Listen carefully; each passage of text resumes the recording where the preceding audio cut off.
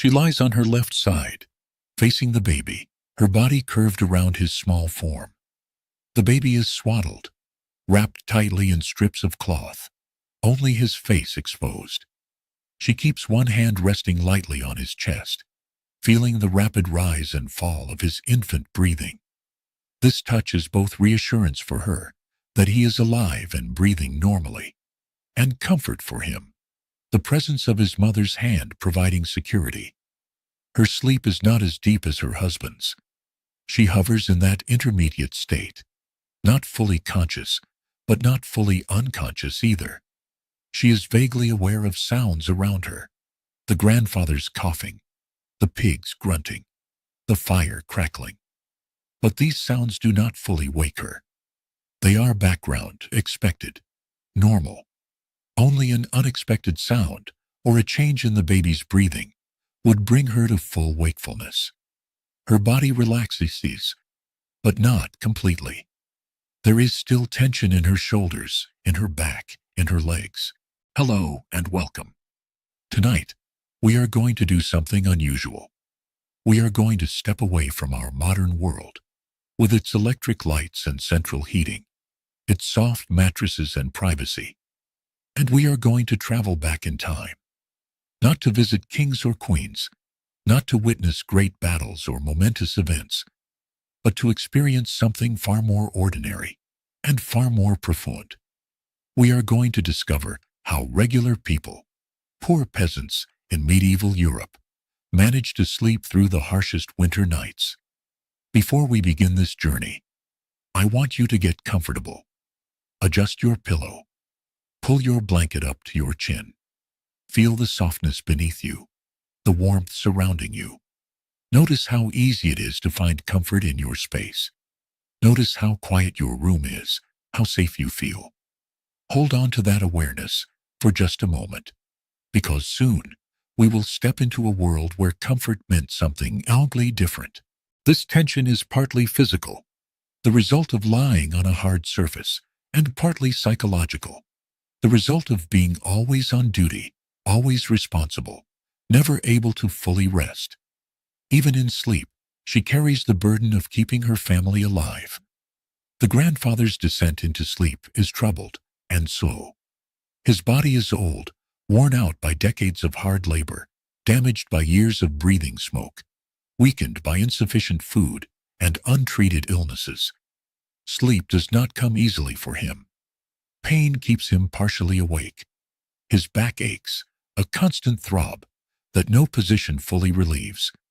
His chest hurts when he breathes deeply, a result of whatever lung condition he has developed. His joints are stiff and weigh, arthritis making every movement uncomfortable. He lies propped against the wall, not fully flat, because lying flat makes his coughing worse. He has arranged bundles of old cloth behind his back, creating a kind of pillow that supports him at an angle. If you enjoy this kind of content, please consider liking this video and subscribing to the channel. But only if you genuinely want to.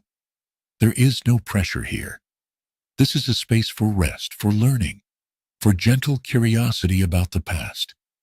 And if you would like, leave a comment telling me where you are listening from and what time it is in your part of the world.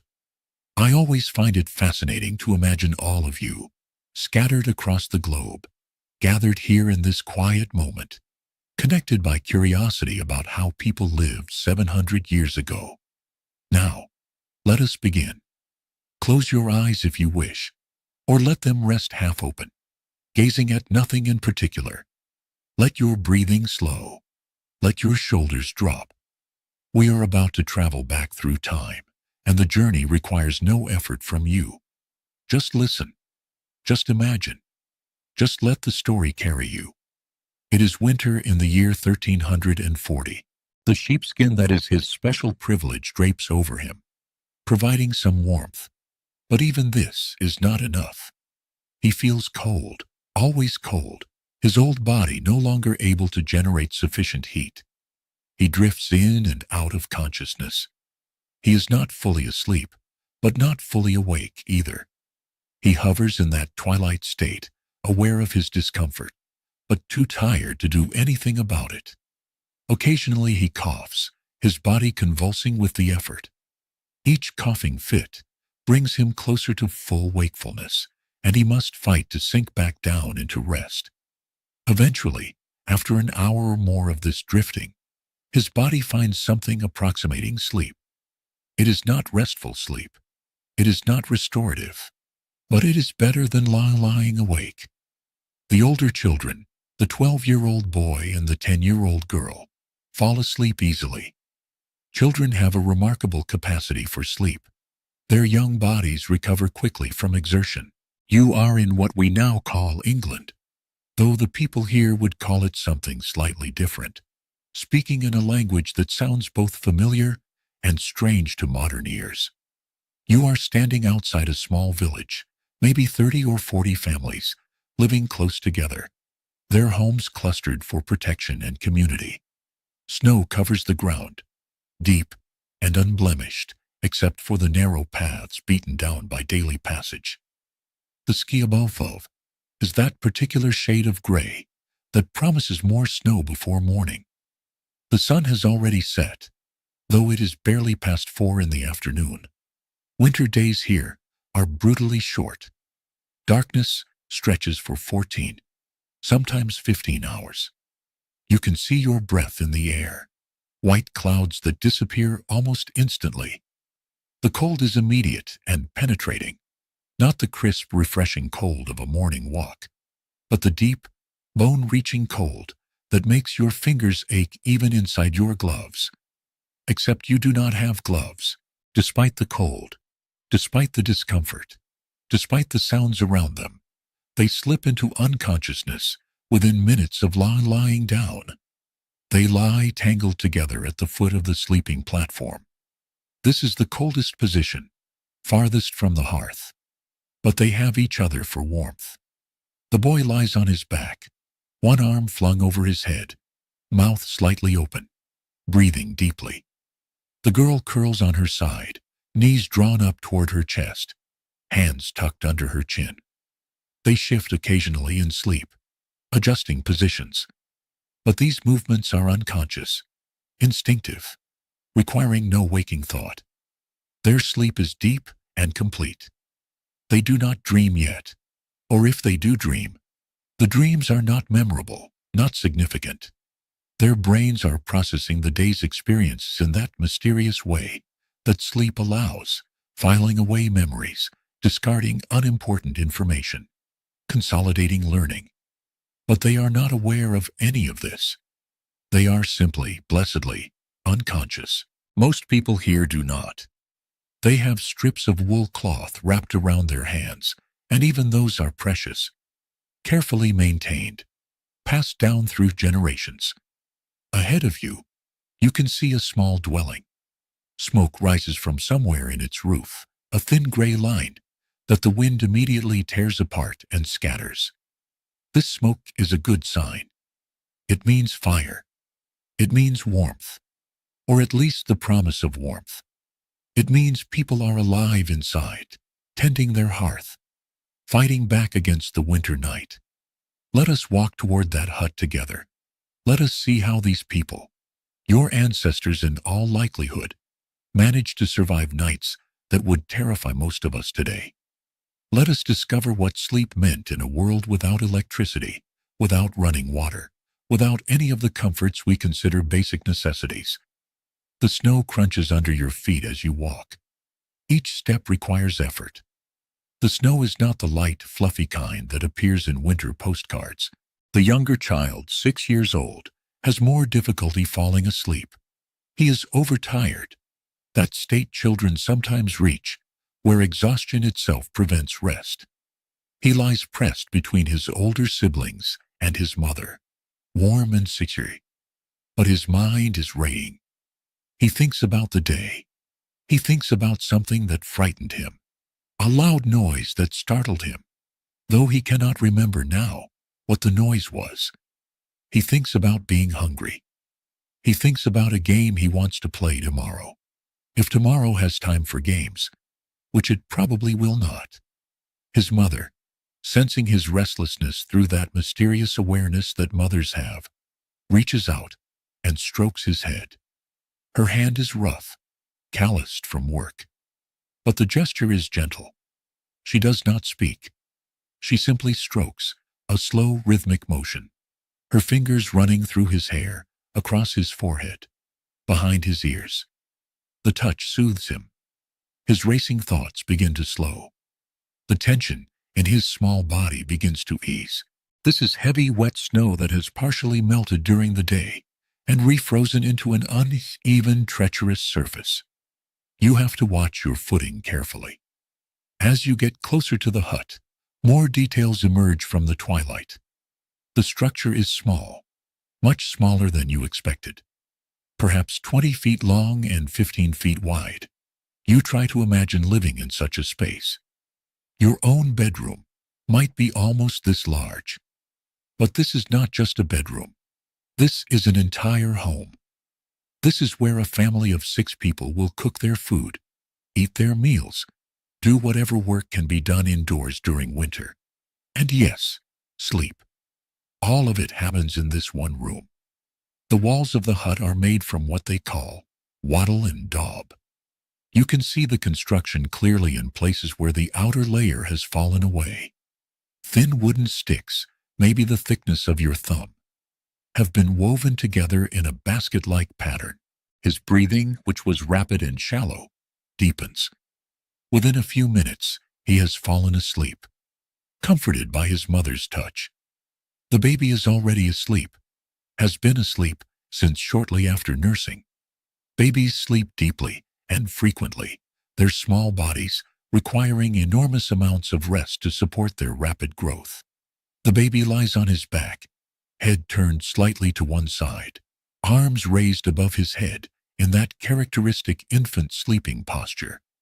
His breathing is rapid, chest rising and falling quickly, little puffs of breath visible in the cold air near his face.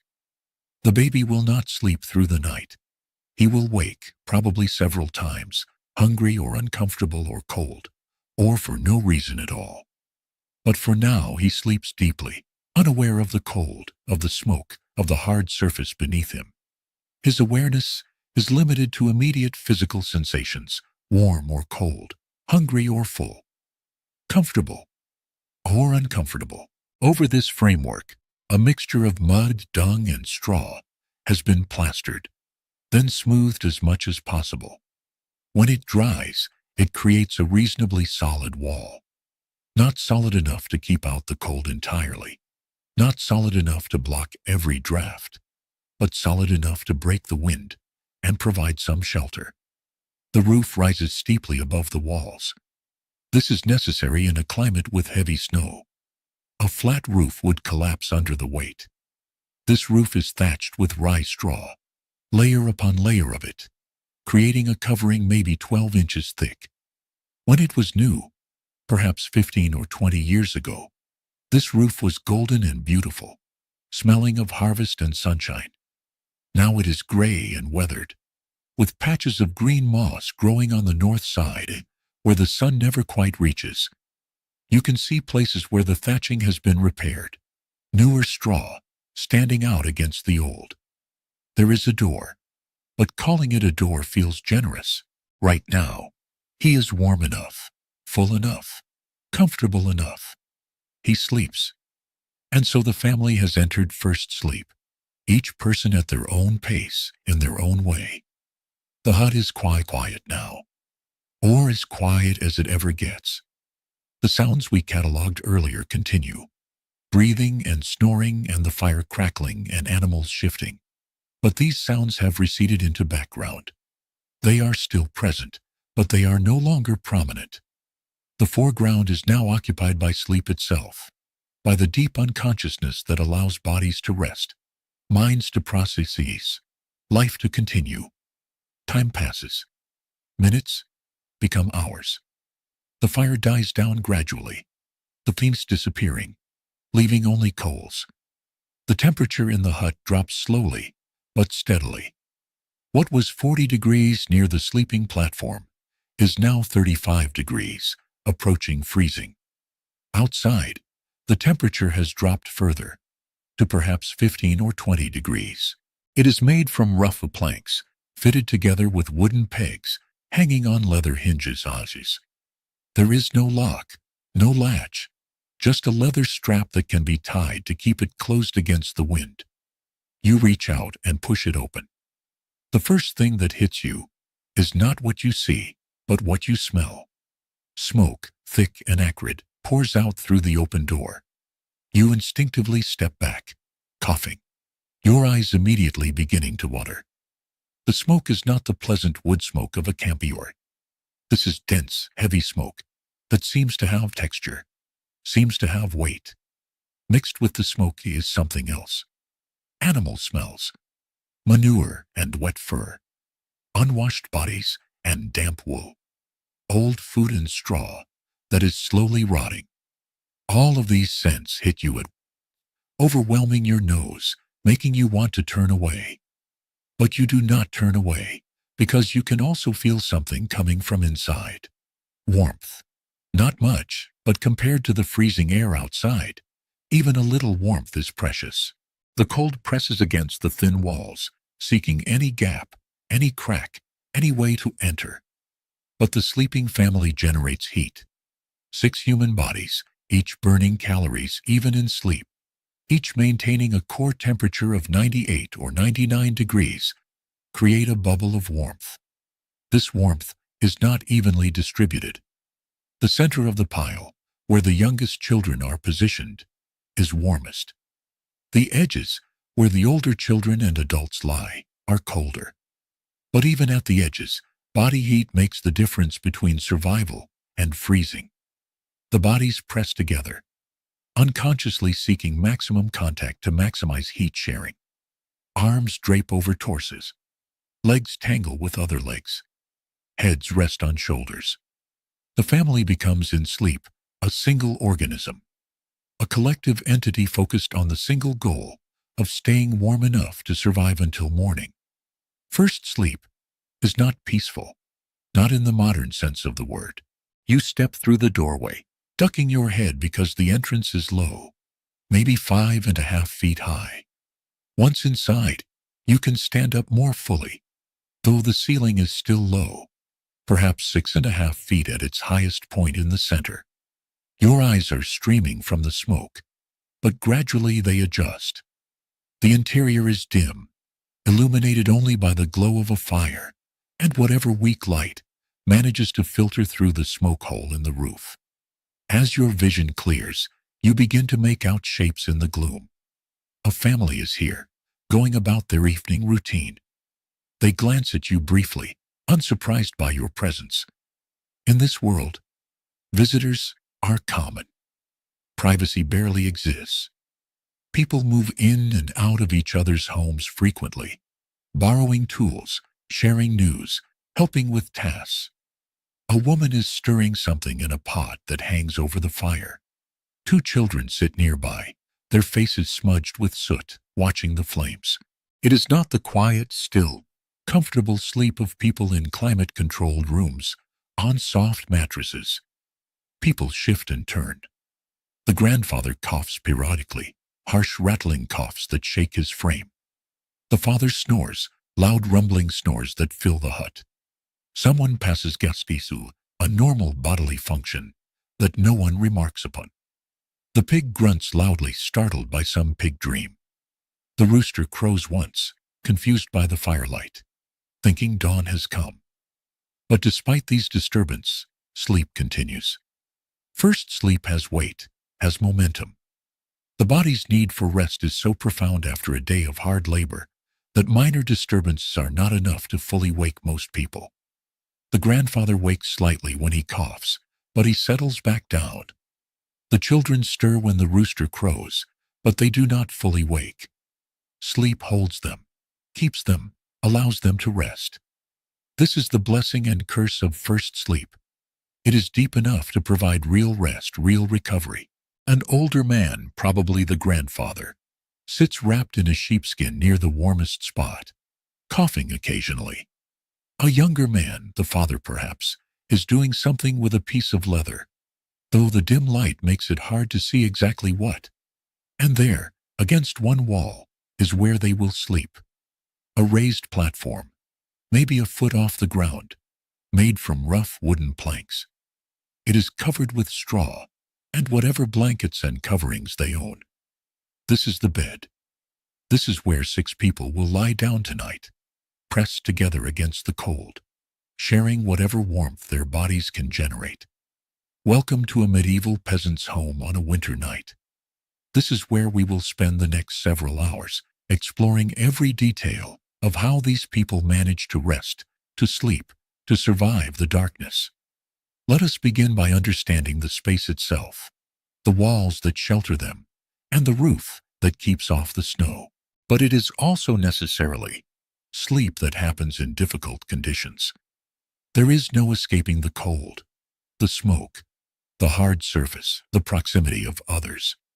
You sleep despite these things, not because you have overcome them, but because your body demands sleep, regardless of conditions. And so the hours pass. 9 o'clock becomes 10 o'clock becomes 11 o'clock. Time is unmeasured and irrelevant. There are no clocks in this world, no way to know what hour it is, except by feel and body experience. But bodies have internal clocks, developed over lifetimes of following natural rhythms. The body knows roughly how long it has been sleeping. The body knows when first sleep is beginning to lighten, when the deepest rest has been achieved, and it is time to begin rising toward wakefulness. Around 11 o'clock, perhaps midnight, first sleep begins to end. One by one, imperceptibly, people begin to stir, not waking, not yet, but shifting into lighter sleep. The hut you are standing in was built about 20 years ago, shortly after the previous dwelling on this spot burned down. House fires were common in medieval villages, common enough that most people experienced at least one in their lifetime. The family that lives here now, they remember the old hut, or at least the older members do. They remember helping to build this new one, a communal effort that took most of the village about 3 weeks to complete. The location of the hut was not chosen randomly. This spot has been occupied for generations, perhaps for centuries. If you were to dig down through the earthen floor, you would find layers of previous habitation. Old hearthstones, broken pottery, animal bones. The debris of countless lives lived and ended in this same small space. There is a certain sadness to this, but also a kind of continuity. The same soil that supports this family supported their great-great-great-grandparents. The transition is gradual, like dawn approaching. Not a sudden change, but a slow lightening of consciousness. First sleep has done its work. Bodies have rested. Energy has been partially replenished. The deepest exhaustion has been addressed.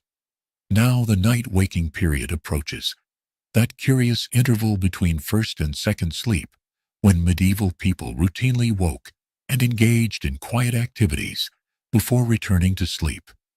But that is the next chapter of the night. For now, for these last moments of first sleep, the family rests as deeply as they ever will this night, their bodies making the most of these hours of unconsciousness, storing up rest against the demands of tomorrow. The father wakes first. Not suddenly, not startled awake by a sound or a dream or a discomfort, but gradually, naturally, his consciousness slowly returning like water seeping up through tile. The frame of the hut is made from oak, the posts and beams that support everything else. Oak is ideal for construction because it is strong and resistant to rot, lasting decades even in damp conditions. But oak is also valuable, and trees on this land belong to the lord of the manor, not to the peasants who live here. Every piece of oak in this structure represents either a payment made, or a favor granted, or possibly a tree that was taken in the night, when no one was watching. The forest provides, but it also demands caution. The wattle and daub walls, which you can see surrounding you, are the work of many hands. The women and children of the family gathered the thin sticks, cutting them from willow trees along the stream. The men wove these sticks together, creating the lattice framework. Then everyone helped with the daubing, mixing mud from the stream bank with manure from the animals and straw left over from the harvest. He becomes aware first of his sensation, of the cold against his face, of the weight of the blanket on his body, of the hard surface beneath him. Then sounds register, the fire crackling very softly, someone breathing heavily nearby, the wind outside. Then thought returns, actual consciousness, awareness of self and place and time. He does not open his eyes immediately. He lies still for a long moment, taking inventory. How does he feel? His back aches, but this is normal, expected. His bladder is full, demanding attention, but not yet urgent. He is cold, but bearably so. He is hungry, but hunger too is normal, always present. Nothing is wrong. Everything is as it should be.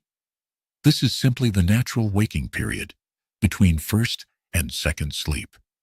He opens his eyes. The interior of the hut is very dark, darker than when he fell asleep. The fire has burned down to barely glowing coals, providing almost no light. He can see shapes, vague outlines, but no details. They plastered this mixture onto the wattle, working section by section, smoothing it as best they could with their hands. It is important to understand that this mixture, this daub, is not permanent. Every year it cracks. Every year pieces fall off, especially on the side of the hut that faces the prevailing wind. Every year it must be repaired. This maintenance is a constant part of life here. You do not build a house once and then forget about it. You build a house and then you spend the rest of your life maintaining it, patching it, keeping it from falling down around you. Look closely at the walls and you can see the history of these repairs. Patches of slightly different colored mud. Areas where the daubing is smooth and new, next to areas where it is cracked and old. In one spot, you can see the impression of a child's hand, pressed into the wet mud years ago and now preserved. He knows where everything is, by memory, rather than by sight. The hearth is there. The door is there. His family members are arranged around him in their usual positions. He lies still for perhaps another minute, reluctant to leave the relative warmth of the blankets, but knowing he must. The fire needs tending. His bladder needs emptying. These things cannot be postponed indefinitely. He takes a breath, steels himself, and sits up. The movement is slow and careful. He does not want to disturb the blankets too much, does not want to let cold air rush in and wake the others. He slides himself toward the edge of the sleeping platform, inch by inch, until his legs can swing over the side. His feet touch the earthen floor, and he gasps silently. The floor is shockingly cold, colder than he expected, cold enough that his feet immediately start to hurt, a sharp aching cold that makes him want to pull them back up. But he does not pull them back. A small hand, belonging to someone who might now be an adult, or might have died in infancy, as so many did. It is impossible to know. But the handprint remains. The floor beneath your feet is simply packed earth. No boards, no tiles, no covering of any kind. Just dirt, compressed by years of footsteps until it has become almost as hard as stone. This floor is uneven, worn down in paths between the door and the hearth, between the hearth and the sleeping platform. You can read the family's habits in these paths, see where they walk most frequently, where they spend their time. This earthen floor presents certain challenges. When it rains heavily, water seeps up from below, making the floor damp and cold. In winter, frost sometimes penetrates the ground, making the floor even colder than the air. There are no rugs to warm it, no comfortable surface to walk on, just cold, hard earth. He stands, his body protesting the movement, after hours of lying still. His back is stiff. His knees are stiff. He is not an old man yet, perhaps 35 or 40 years old, But he feels old in this moment, his body aged by hard labor and insufficient food, and the general wear of life in this era. He stands fully upright, reaching his arms above his head in a stretch. His spine makes small popping sounds as vertebrae shift. He rolls his shoulders, trying to work out the stiffness. He bends forward slightly, then backward, stretching muscles that have been compressed for hours. These movements hurt, but they also help. Blood flow increases. Stiffness begins to ease. He becomes slightly more functional. He makes his way carefully across the hut to the hearth. He knows this path so well that he can walk it in complete darkness without tripping. 3 steps forward, then slightly to the left, then 2 more steps. His feet know where to go. The family deals with this by spreading straw on the floor, a thin layer that provides a tiny amount of insulation and absorbs some of the moisture. But this straw becomes dirty quickly, mixed with mud tracked in from outside, with animal droppings, with spilled food. Every few weeks, it must be swept out and replaced with fresh straw, if fresh straw is available. The size of this dwelling, 20 feet by 15 feet, gives you 300 square feet of living space. For 6 people. That means each person has about 50 square feet of personal space, except, of course, there is no personal space. The concept barely exists. You are always within reach of another person, always within sight and sound of everyone else, always sharing the same air, the same warmth, the same smells. Compare this to a modern American home, where the average size is around 2,300 square feet. His body knows how to move through this space. He reaches the hearth and kneels beside it, his knees pressing into the cold floor. He can see the coals now, faint red glowing in the ash that covers them. The sight is reassuring. The fire has not died. It is sleeping. Like the family, but it is alive. It can be revived. He picks up the stick kept beside the hearth for tending the fire. This stick is perhaps 2 feet long, worn smooth by countless uses, one end blackened by fire. He uses this stick to carefully push aside the layer of ash covering the coals. He works slowly, methodically. Too much ash pushed aside too quickly, and cold air will rush in and might extinguish the coals. Too little ash removed, and the coals will not get enough oxygen to revive. He has done this thousands of times. His hands know exactly how much ash to move, exactly how to expose the coals without smothering them. Gradually, the coals become visible, glowing brighter now that they have access to air. Even in a small modern apartment, you probably have more space than this entire family occupies. And crucially, your space is divided. You have rooms with doors that close. You have the option of privacy, of being alone with your thoughts, of escaping from others when you need to. These peasants have none of that. Their lives are entirely communal by necessity. Now that you understand the basic structure of the hut, let us examine the walls more closely, because these walls are the first line of defense against the winter cold, and they are not winning the battle. Run your hand along the wall nearest you, carefully, because there are splinters and rough spots everywhere. The surface is uneven under your palm. In some places the daub is thick and solid. In other places it has worn thin, and you can feel the sticks of the wattle underneath. And then there are the cracks. So many cracks. These cracks form in a predictable pattern. He can feel heat radiating from them, faint but present, warming his face and hands.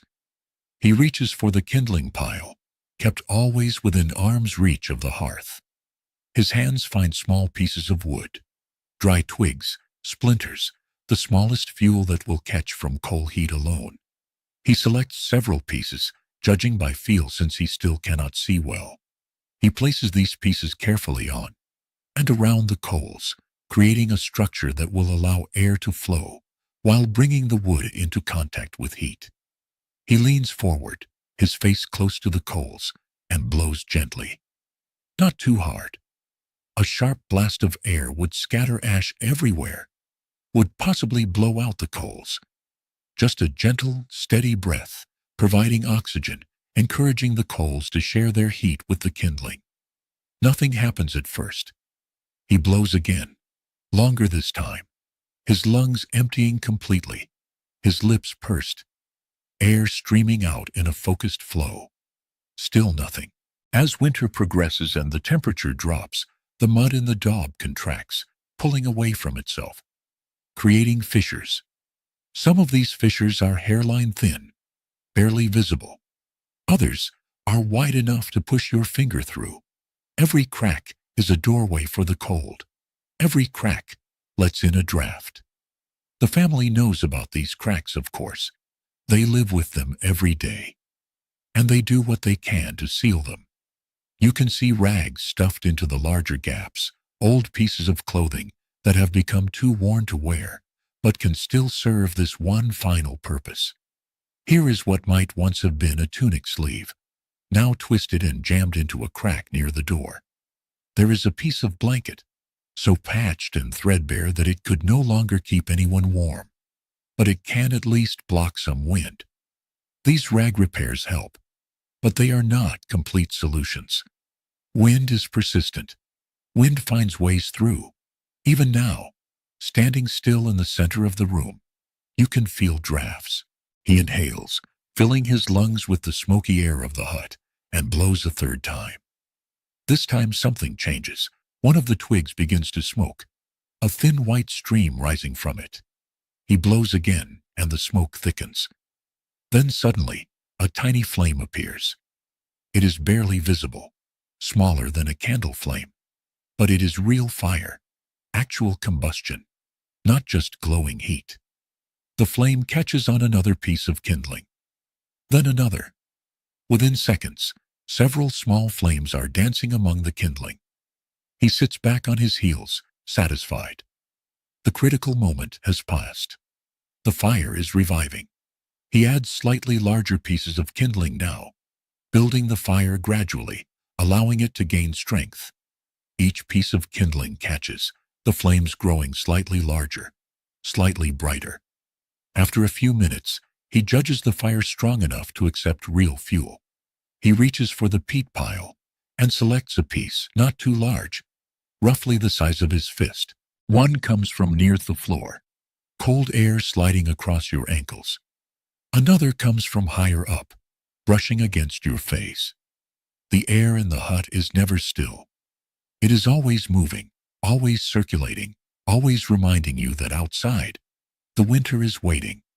Let us talk about temperature for a moment, because temperature in this hut is not uniform. If you were to measure it with a modern thermometer, you would find significant variations depending on where you stood. Right next to the hearth, where the fire burns, the temperature might reach 50 or even 60 degrees Fahrenheit. Not warm by modern standards, but tolerable. Move 6 feet away from the hearth, into the center of the room, and the temperature drops to around 40 or 45 degrees. Still above freezing, but cold enough that you would want to keep moving. Keep your hands tucked under your arms. He places this carefully on the burning kindling. The peat does not catch immediately. It smolders for a while, sending up thick smoke before finally beginning to burn properly.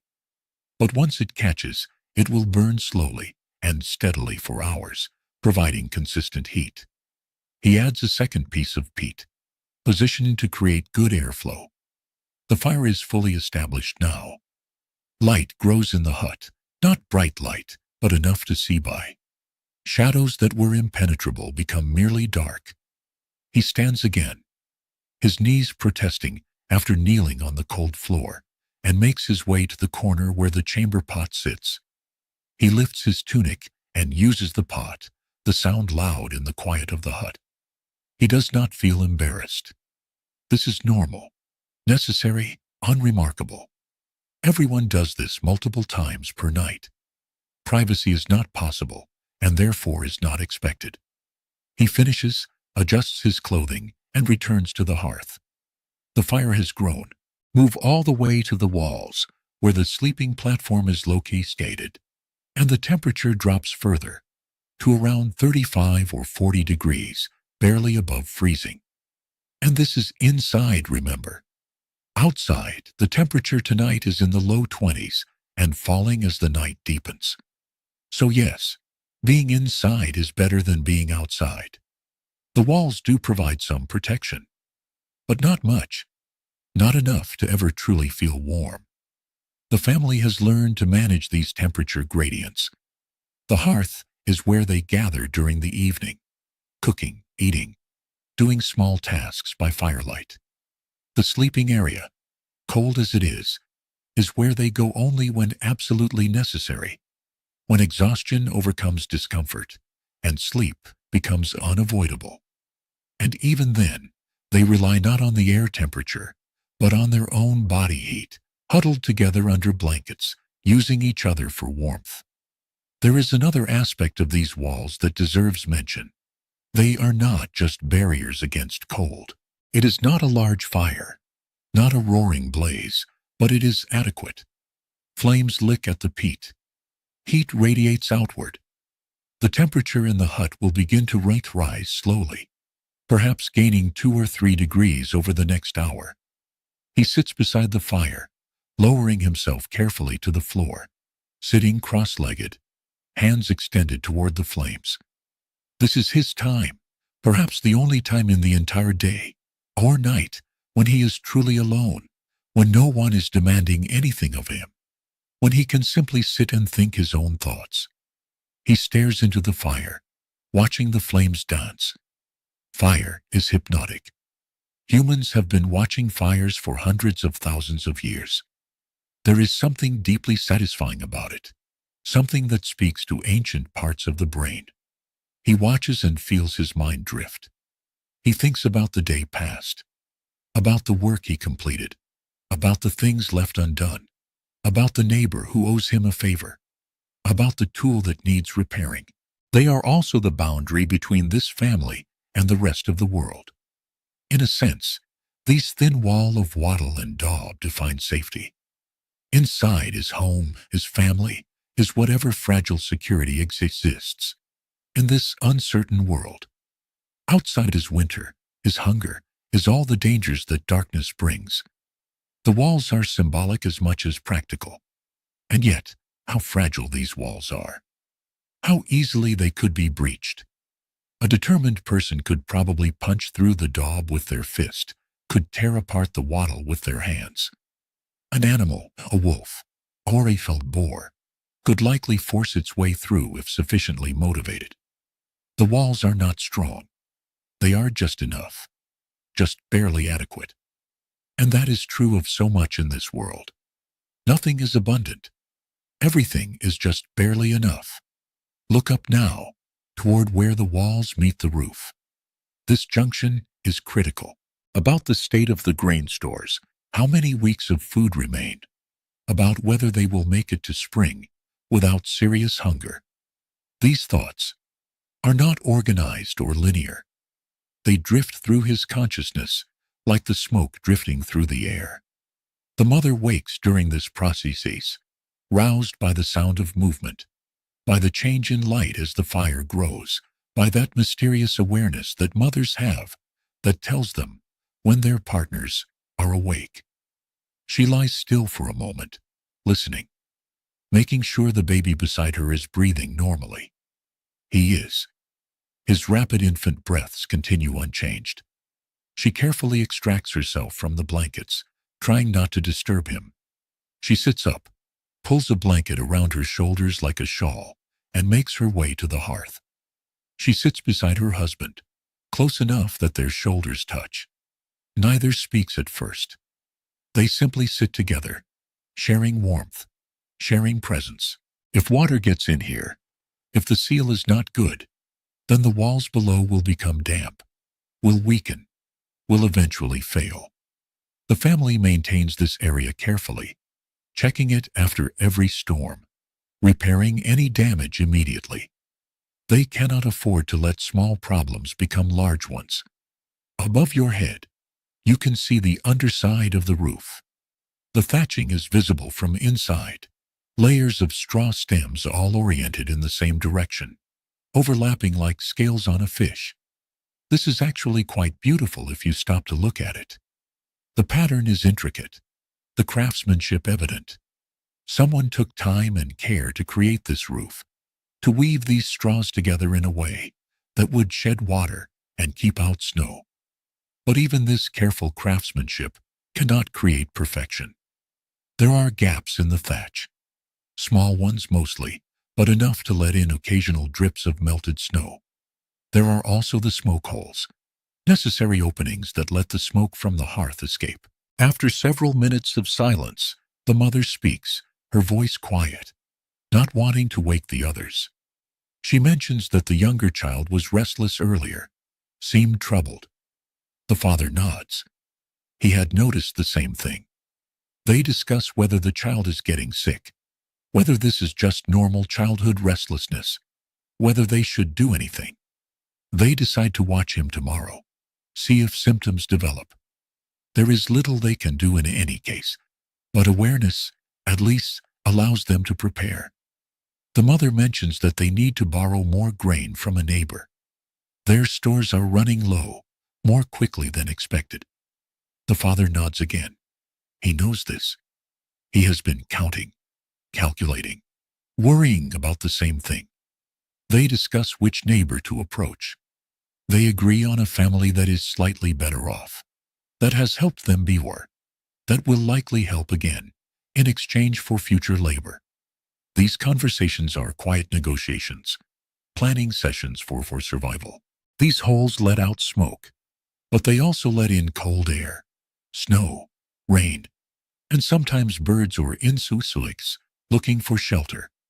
The roof above you is more than just a shelter. It is a feat of engineering, a testament to human ingenuity working with limited materials. Let us spend some time understanding how it was made and what keeps it from collapsing onto your head. The basic structure of the roof consists of wooden beams, probably made from oak or ash, running from the top of one wall to the top of the opposite wall. These beams, called rafters, are spaced about 3 feet apart.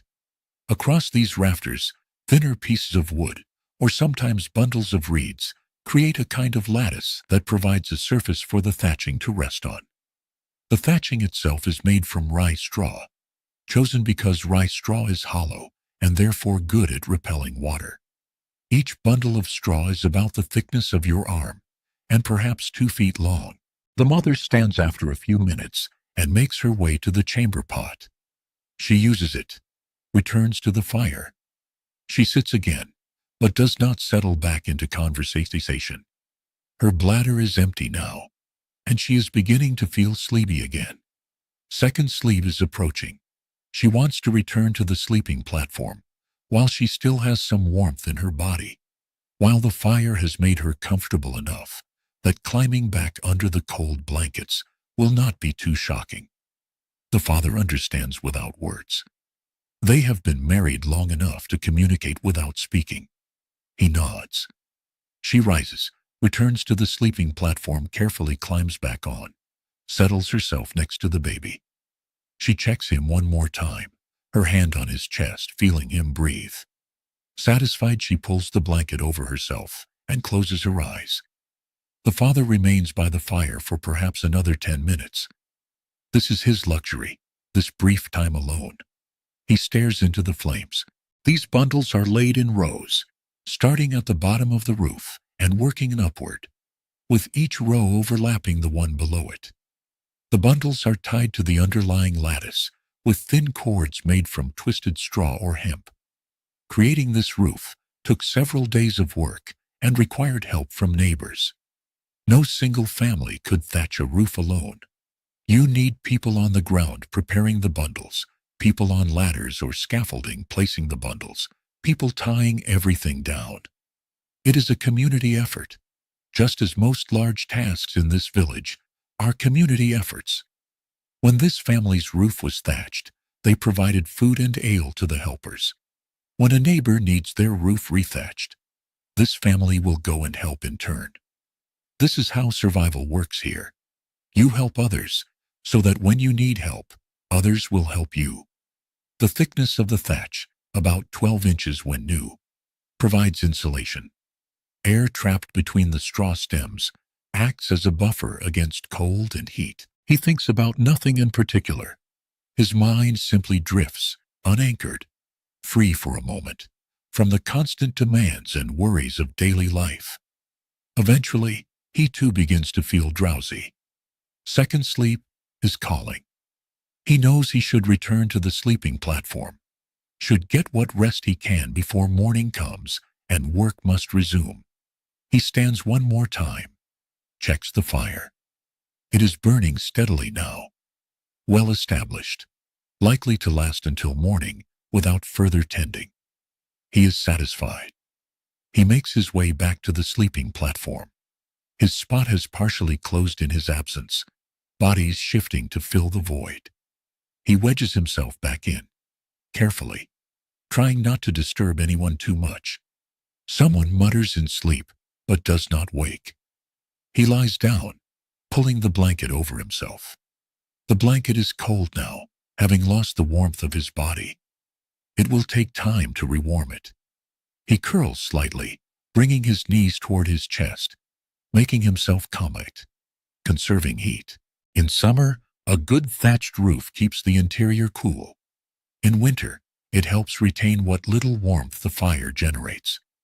But 12 inches of straw is heavy, especially when wet from snow or rain.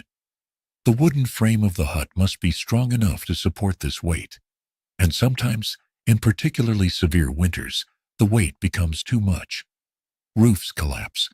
It does not happen often, but it happens often enough that everyone knows someone who has experienced it. Snow accumulation is a particular concern. Fresh, light snow is not a problem. But when snow falls, then partially melts during the day, then refreezes at night, it becomes much heavier. A thick layer of this heavy, wet snow can weigh hundreds of pounds. After a big snowstorm, part of the daily routine is climbing up to the roof with a long stick and pushing the snow off before it can accumulate to dangerous levels. There is something else living in this roof, something you might not immediately notice. Birds. He lies awake for a few minutes, his mind still active, reviewing the same concerns he thought about while sitting by the fire. Food, fuel, repairs that need doing, the endless cycle of tasks required just to stay alive. But gradually, these thoughts slow. His body, warm again from lying under the blanket, begins to relax. His breathing slows. His consciousness starts to drift. Around him, the rest of the family lies sleeping. The children have not woken during the night waking period. They sleep through it, as children often do.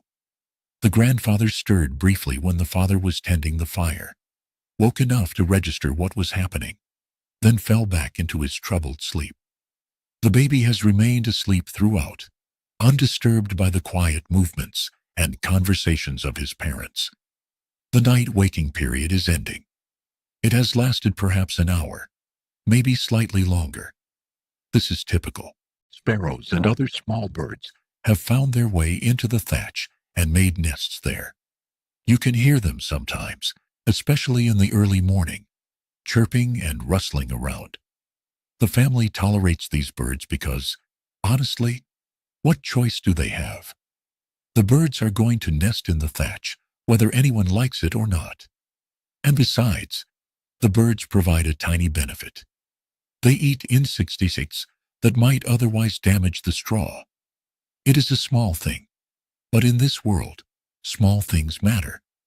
Look at the peak of the roof, the highest point. Here there is often a decorative element, maybe a bundle of straw tied in a special way, or sometimes a wooden cross. This serves both practical and symbolic purpose. Practically, it helps secure the topmost layer of thatch, binding everything together. Symbolically, it represents the family's faith, their hope that God will protect this dwelling and everyone in it. The smoke holes we mentioned earlier. Let us look at those more closely. An hour seems to be the natural duration for most people, long enough to attend to physical needs, to have a quiet conversation, to do some thinking, but not so long that returning to sleep becomes difficult. The father's eyes close. His body settles into the mattress, accepting the discomfort, no longer fighting against it. His breathing deepens, and slowly, gradually, naturally, he drifts back into sleep. Not first sleep, which has already passed, but second sleep, which will carry him through to morning. Second sleep will be different from first sleep. Lighter, more easily disturbed, more filled with dreams. But it will still be sleep, still be rest, still allow his body to continue its repair work, his mind to continue processing the day. He surrenders to it, lets it take him, trusts that dawn will come eventually, and with it, another day to survive. The hut is quiet again, or as quiet as it ever gets. The fire crackles softly, people breathe, animals shift. There are actually two of them, one near each end of the roof peak. They are simply gaps left in the thatching, holes about the size of a dinner plate. Smoke from the hearth rises naturally and exits through these holes. Or at least that is the theory. In practice, whether the smoke actually exits depends on wind direction, air pressure, and other factors that no one in this time truly understands. On some days, the smoke rises beautifully and flows out through the holes, leaving the interior relatively clear. On other days, the smoke seems to have nowhere to go and fills the entire hut with a choking haze. Today is one of the bad days. The smoke hangs heavy in the air, making your eyes water and your throat burn. During rain or snow, these holes let weather in. Not much, because the holes are small and positioned at an angle, but some moisture inevitably gets through. This creates damp spots on the floor below, places where the earthen floor becomes muddy. The wind moans outside. These sounds continue, unchanging, a constant background to the human drama of survival, playing out within these thin walls. Another night passing, another small victory of endurance over hardship, another day, closer to spring. The transition from wakefulness back into sleep is not immediate. It is not like flipping a switch, darkness to light, awake to asleep. It is gradual, subtle, a slow dissolving of consciousness, like sugar stirring into water. The father lies on the sleeping platform, his body arranged in what has become his customary position, right side down, knees slightly bent, one arm tucked under his head serving as a makeshift pillow, the other arm draped across his body. His eyes are closed. His breathing has begun to slow. But he is still aware, still thinking, still present in the world. He thinks about the fire. The family places baskets or old pots in these spots to catch drips, but they cannot catch everything. The lifespan of a thatched roof is perhaps 15 to 20 years, assuming regular maintenance. Every year, damaged sections must be replaced. Every few years, an entire side of the roof might need to be redone. Eventually, the whole thing must be replaced. When that time comes, it represents a major expenditure of resources and labor. The family must save straw from multiple harvests. They must call in favors from neighbors. They must dedicate several days when everyone works together. It is a significant undertaking. But despite all the maintenance, all the effort, all the care, the roof is still imperfect. It still lets in cold. It still has gaps and weaknesses. Like everything else in this world, it is just barely adequate. Just enough to keep the family alive. Is it burning steadily? Will it last until morning? Should he have added one more piece of peat? These concerns drift through his mind. Not urgent, not demanding action, just present. He listens to the fire crackling.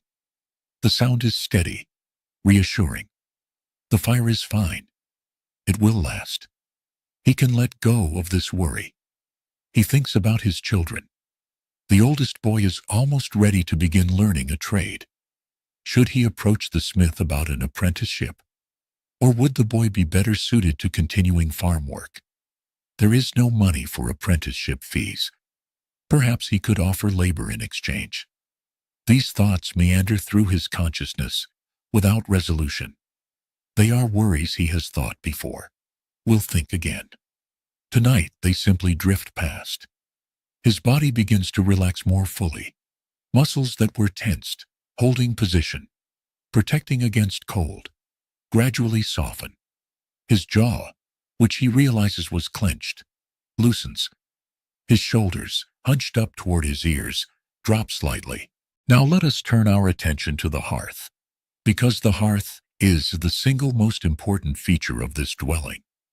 Without the hearth, everyone inside would freeze to death within a few nights. The hearth is life itself. The hearth sits roughly in the center of the hut, though slightly toward the back wall, to leave room for movement near the door. It is a circle of stones, each stone roughly the size of a loaf of bread, arranged to create a fire pit about 3.5 feet in diameter. These stones were not easy to acquire. Stones of the right size and shape do not naturally occur in this area. Someone had to walk to the stream, perhaps half a mile away, and search along the banks for suitable stones. Then they had to carry those stones back here, 1 or 2 at a time. Each stone weighs maybe 15 or 20 pounds. Gathering all the stones for the hearth represented hours of hard labor. The stones serve several purposes. His breathing slows further, becomes deeper, more regular. He is approaching sleep without yet being asleep. This liminal state, this border between waking and sleeping, can last a long time. 5 minutes, 10 minutes, sometimes longer. The mind continues to produce thoughts, but these thoughts become less coherent, less logical. They begin to slip sideways, to follow dream logic rather than waking logic. He thinks about his father, dead now 5 years. Then he is remembering something his father said. Then he is imagining a conversation that never happened. Then his father is standing by the hearth. But the hearth is different, larger, and there is more light than there should be was. And this makes sense somehow in the moment, even though if he were fully awake, he would know it is impossible. These half-thoughts, half-dreams, come and go. He is dimly aware that they are not quite real, but he is also not concerned about this. First, they contain the fire, keeping it from spreading across the floor. Second, they absorb heat during the day and radiate that heat slowly through the night, long after the flames have died down. Third, they provide a stable surface for pots and cooking vessels. These stones are tools, chosen and placed with care and intention. The hearth stones themselves show their history.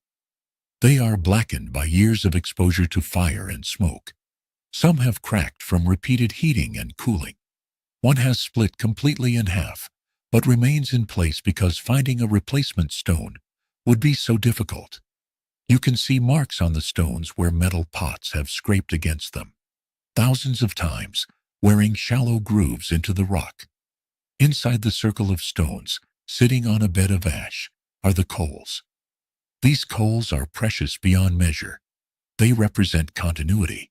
He allows them to happen, allows his mind to drift, allows consciousness to slowly ebb away.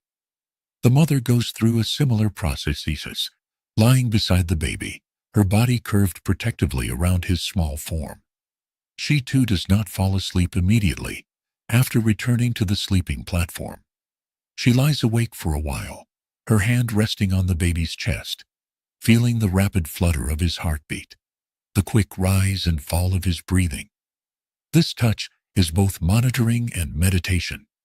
As long as she can feel him breathing, he is alive, he is safe. She can rest. Her thoughts drift to practical matters. Tomorrow she must wash some cloths, if the weather allows. The baby has soiled most of his wrappings. They are piling up, and while she can rinse them briefly and reuse them, eventually they must be properly washed, or they will cause sores on his delicate skin.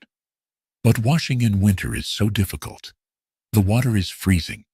Her hands will crack and bleed from the cold. These particular coals have been burning, in one form or another, since last October, when the family lit their winter fire. They have never been allowed to go completely out. Every night before bed, someone banks the fire, covering the hottest coals with ash to preserve them.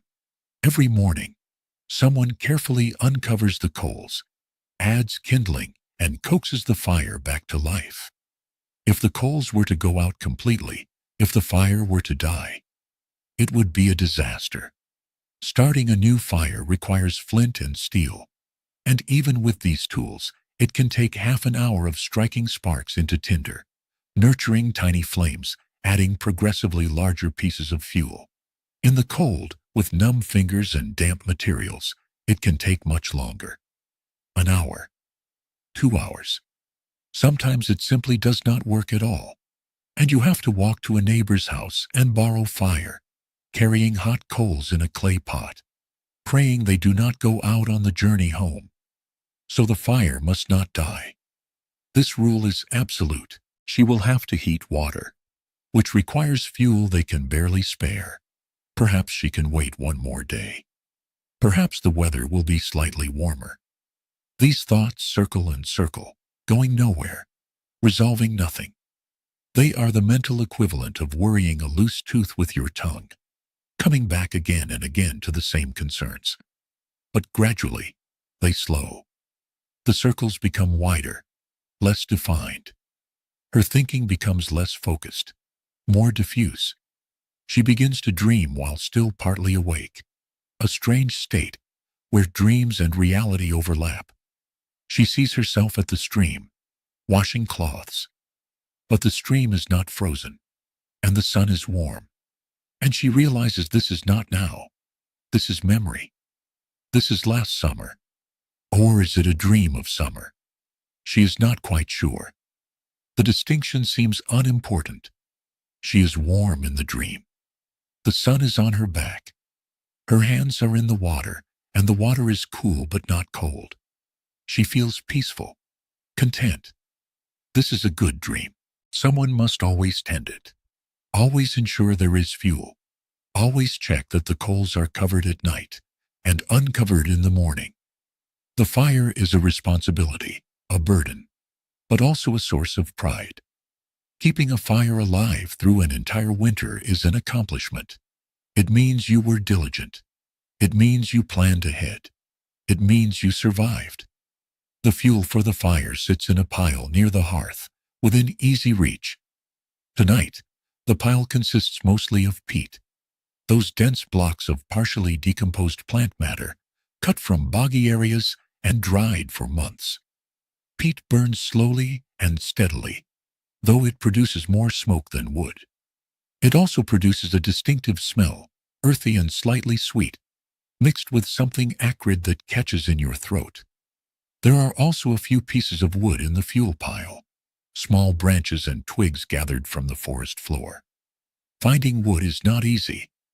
The good wood, the fallen branches and dead wood that burns cleanly, is claimed quickly. She wants to stay in it. The grandfather's passage into second sleep is much more difficult. His body does not rest easily. Pain keeps him from sinking fully into unconsciousness. His back aches with a deep, grinding pain that no position fully relieves. His chest hurts when he breathes, as if something inside is torn or damaged. His joints are stiff and painful, every small movement sending sharp signals to his brain. He lies propped against his bundle of cloths, the sheepskin draped over him, warm on the surface but cold underneath, where his body cannot generate sufficient heat. He tries to breathe slowly, deeply, to calm himself, to invite sleep. But deep breaths trigger coughing. So he breathes shallowly, little sips of air barely enough. This prevents coughing, but leaves him feeling short of breath, air-hungry, uncomfortable. His mind does not drift peacefully. It circles around pain, around discomfort, around fear. He knows he is dying. Everyone in the village is looking for it. What remains are usually pieces that are damp or rotten, or too small to be worth much.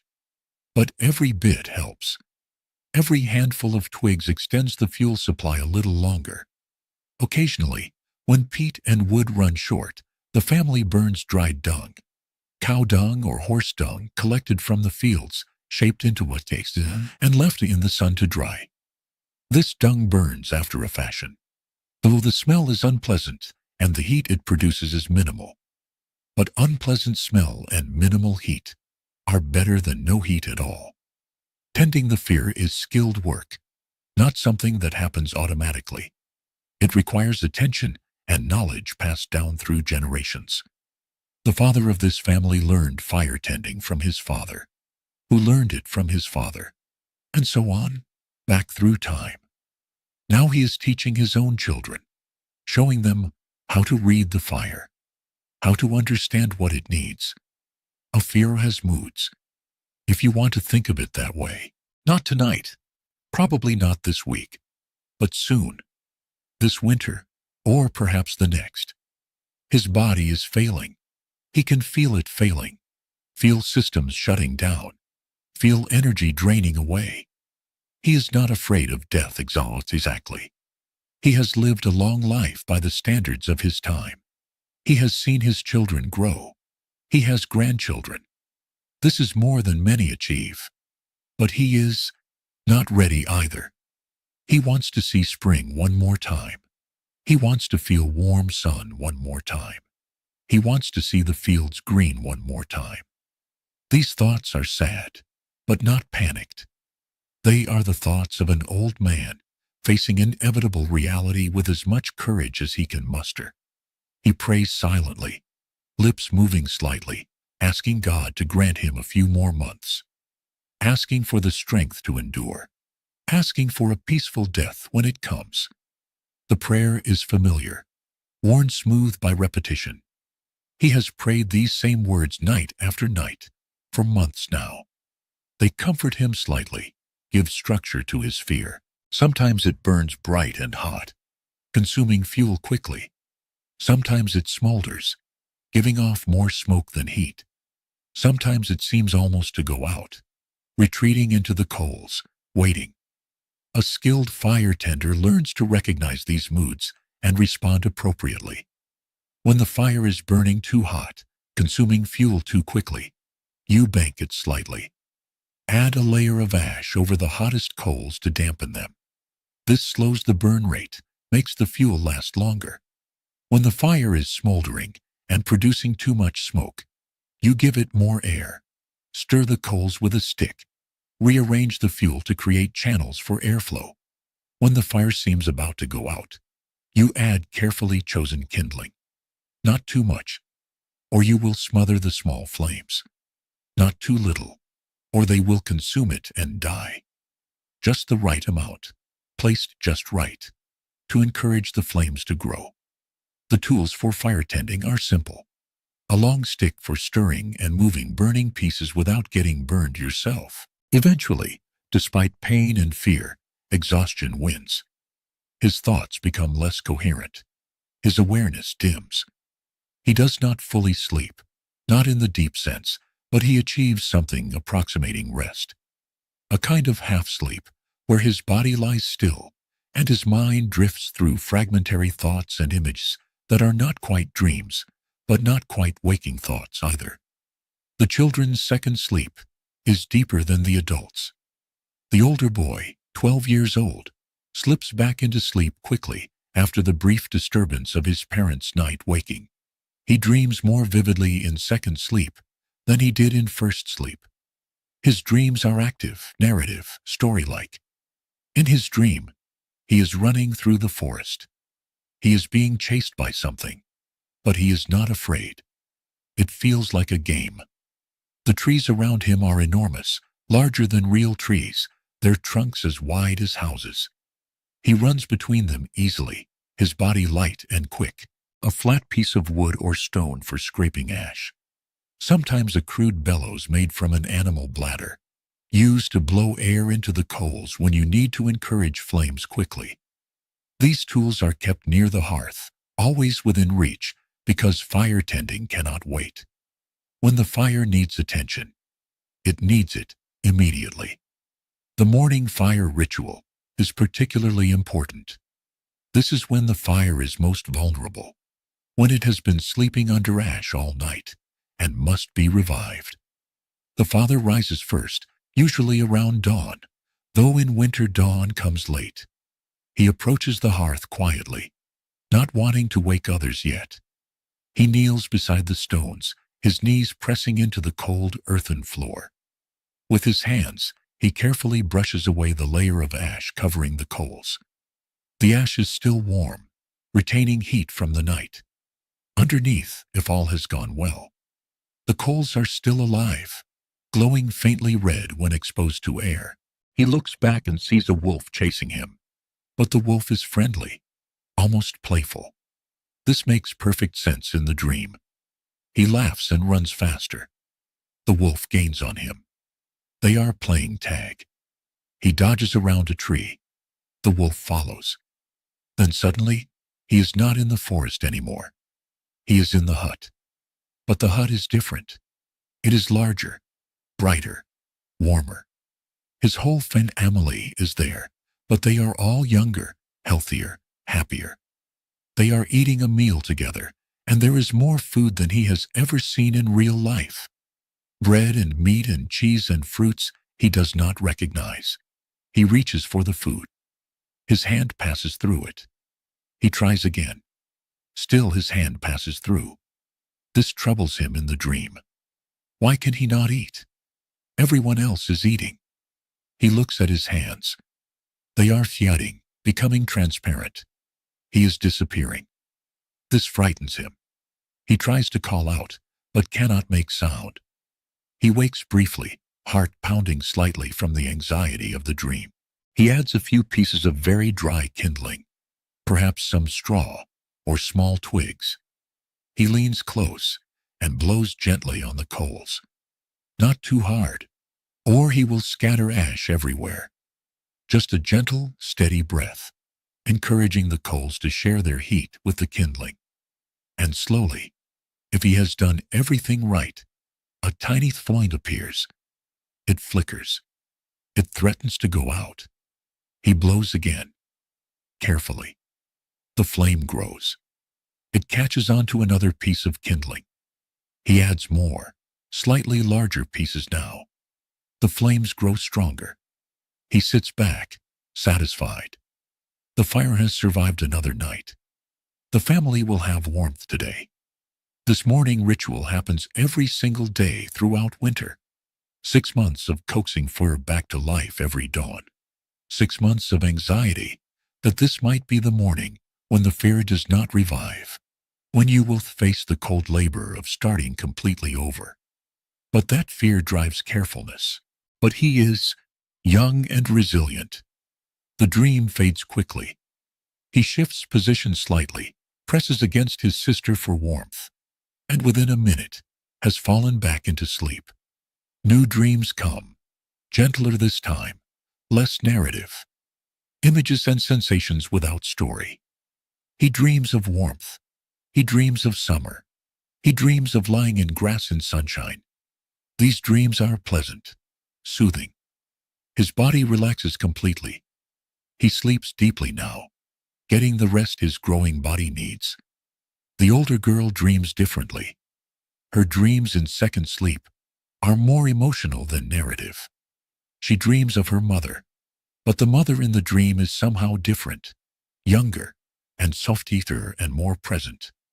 In the dream, her mother is holding her, rocking her the way you rock a baby.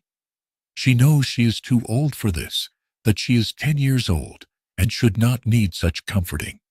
But in the dream it feels right, feels necessary. She feels completely completely unified. The dream has little visual content. That fear ensures you do everything right the night before, banking the coals properly, protecting them from drafts, giving the fire every chance to survive until morning. Throughout the day, fire tending continues. Someone must add fuel regularly, must stir the coals occasionally, must monitor the smoke and adjust as needed. This work never ends. It is as constant as breathing. In a way, the fire does breathe. It consumes air, consumes fuel, exhales smoke and heat. It is alive in a sense that modern people, accustomed to turning thermostats on and off, can barely comprehend. This fire is not a convenience. It is a living thing that the family must nurture and sustain. Evening brings another set of fire tasks. After the cooking is done, after the family has eaten their thin stew or porridge, the fire must be prepared for night. It is mostly feeling, mostly the sensation of being held, of being warm, of being cherished. This dream eases something in her that she did not know needed easing. She is at an age where childhood is ending, where adult responsibilities are beginning to press upon her, where life is becoming harder and less innocent. In her waking hours, she must be strong, must be capable, must help with adult work. But in this dream, she can be small again, can be cared for rather than caring. The dream lasts for what feels like a long time, though dream time is impossible to measure. When it fades, she does not fully wake. She simply transitions to another dream, another feeling state, continuing to process emotions and experiences in the mysterious way that dreams allow. The younger child, 6 years old, also dreams in second sleep. His dreams are more chaotic than his siblings, more influenced by the immediate sensations of his body. This means reducing it to coals, covering those coals carefully with ash, making sure the fuel pile is stocked for morning, checking that nothing flammable has been left too close to the hearth. These evening tasks are as important as the morning revival. One mistake and the fire dies, or worse, escapes its stone circle and sets the hut ablaze. The fear of house fire is very real. It happens, not often perhaps, but often enough that everyone knows someone who lost everything to fire. An untended flame, a spark landing on dry straw, a log rolling out of the hearth, a child playing too close, a gust of wind through the door spreading coals across the floor. There are many ways for fire to escape control, and once it does, a hut like this burns in minutes. The wattle and daub walls, once they catch, burn surprisingly well. The thatched roof becomes an inferno. So there are rules around fire. He dreams that he is cold, and in the dream he is walking through snow that is deeper than he is tall. He is pushing through it, struggling, trying to reach something, though he does not know what. Then suddenly he is warm, too warm, uncomfortably warm. In the dream he is too close to the fire, and it is burning him. He tries to move away, but cannot. He is stuck, unable to toy.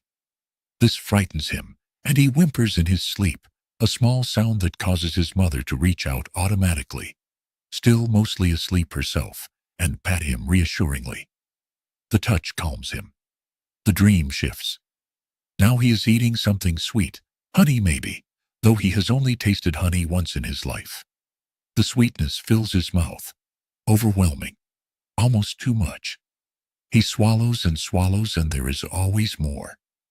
This is a good dream. He relaxes into it. The baby does not dream in ways that adults would recognize as dreams. His brain is still developing, still learning to process experience. Children are taught from the youngest age to respect it, to never touch it, to never play near it. Adults remain constantly vigilant. Even at night, even in sleep, part of the family's awareness stays tuned to the hearth, listening for any sound that suggests danger. We have mentioned the smoke several times, but let us truly examine it now, because the smoke is as much a part of this environment as the walls and roof. The smoke is constant, inescapable, deafening. Stand here in the hut for a moment and simply breathe.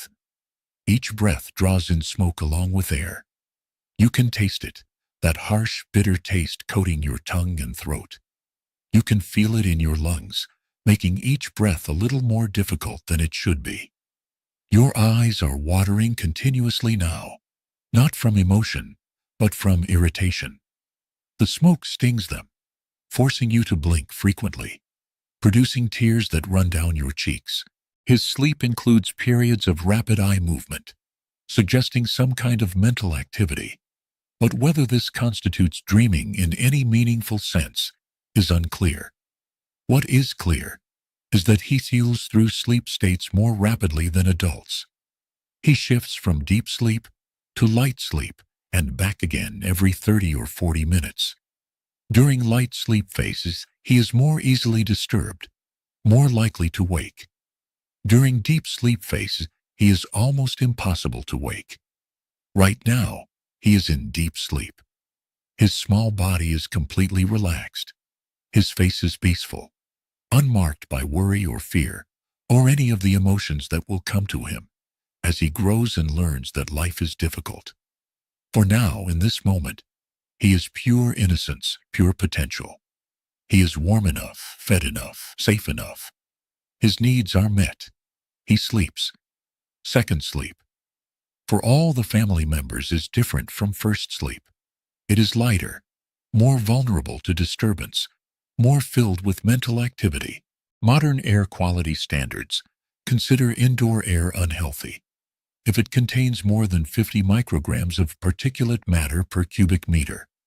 In this hut, if we could measure it, the particulate matter level is probably several thousand micrograms per cubic meter. This is air that modern safety regulations would classify as immediately dangerous to human health. And yet people live here, sleep here, raise children here. How is this possible? Part of the answer is adaptation. The human body is remarkably adaptable when it has no choice. After an hour or two of exposure to smoke, your airways adjust. They produce more mucus to protect the delicate tissues.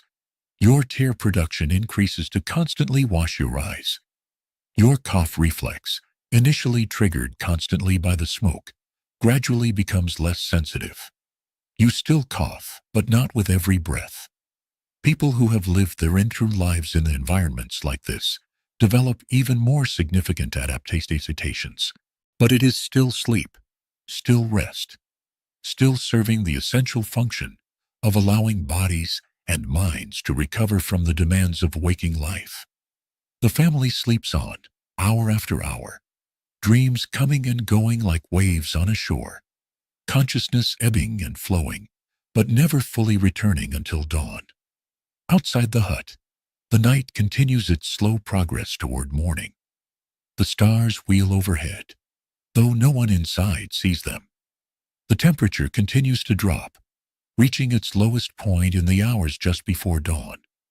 The wolf pack that passed earlier has moved on, miles away now, hunting in some other valley. The village sleeps, 40 or 50 families in their own huts, all going through similar nights, similar struggles, similar dreams. The night is long, but it is not infinite.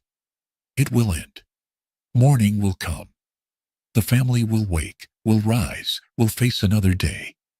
But that is still hours away. Their lungs become accustomed to functioning in low oxygen, high particulate conditions. Their eyes tolerate irritation that would be unbearable to someone unused to it. This does not mean the smoke is harmless. It absolutely is not. Chronic respiratory problems are endemic in this population. Most adults have a persistent cough. Lung diseases are common. Life expectancy is reduced by these conditions. But in the absence of alternatives, the body does what it can to cope. Children, especially, develop in this smoke-filled environment. From birth, their lungs are exposed to smoke. Some researchers believe this early exposure might actually create certain adaptations that help them survive. Others argue it simply damages them from the beginning. The truth is probably somewhere in between. The children cough frequently. They get sick more often than they would in clean air. But they also mostly survive. For now they sleep, secured in second sleep, dreaming their medieval dreams, surviving one more night in their harsh and unforgiving world. Second sleep, though lighter than first sleep, is not uninterrupted. The long winter night contains many small trials, many moments when sleep fractures, when people wake partially or fully, when the fragile peace of rest is disturbed. Let us examine these interruptions, these trials, in detail, understanding how each one shapes the experience of sleeping through a medieval winter night. The baby wakes first, sometime around 2 in the morning, though of course, no one knows what time it is. There are no clocks. Time is measured only by feel, by the body's internal sense of hours passing. The baby wakes because he is hungry. His last feeding was hours ago. His small stomach has digested that milk and now demands more. He does not wake slowly or quietly. He wakes suddenly, completely, and immediately begins to cry. Those whose lungs cannot adapt, who cannot tolerate the smoke, tend to die in infancy from respiratory infections. This is a harsh selection pressure. Only the children who can breathe in smoke survive to adulthood. The psychological aspect of the smoke is also worth considering. If you have never known anything different, if smoke-filled air is your normal, then perhaps it does not seem as intolerable as it seems to us, imagining it from our clean, filtered environments.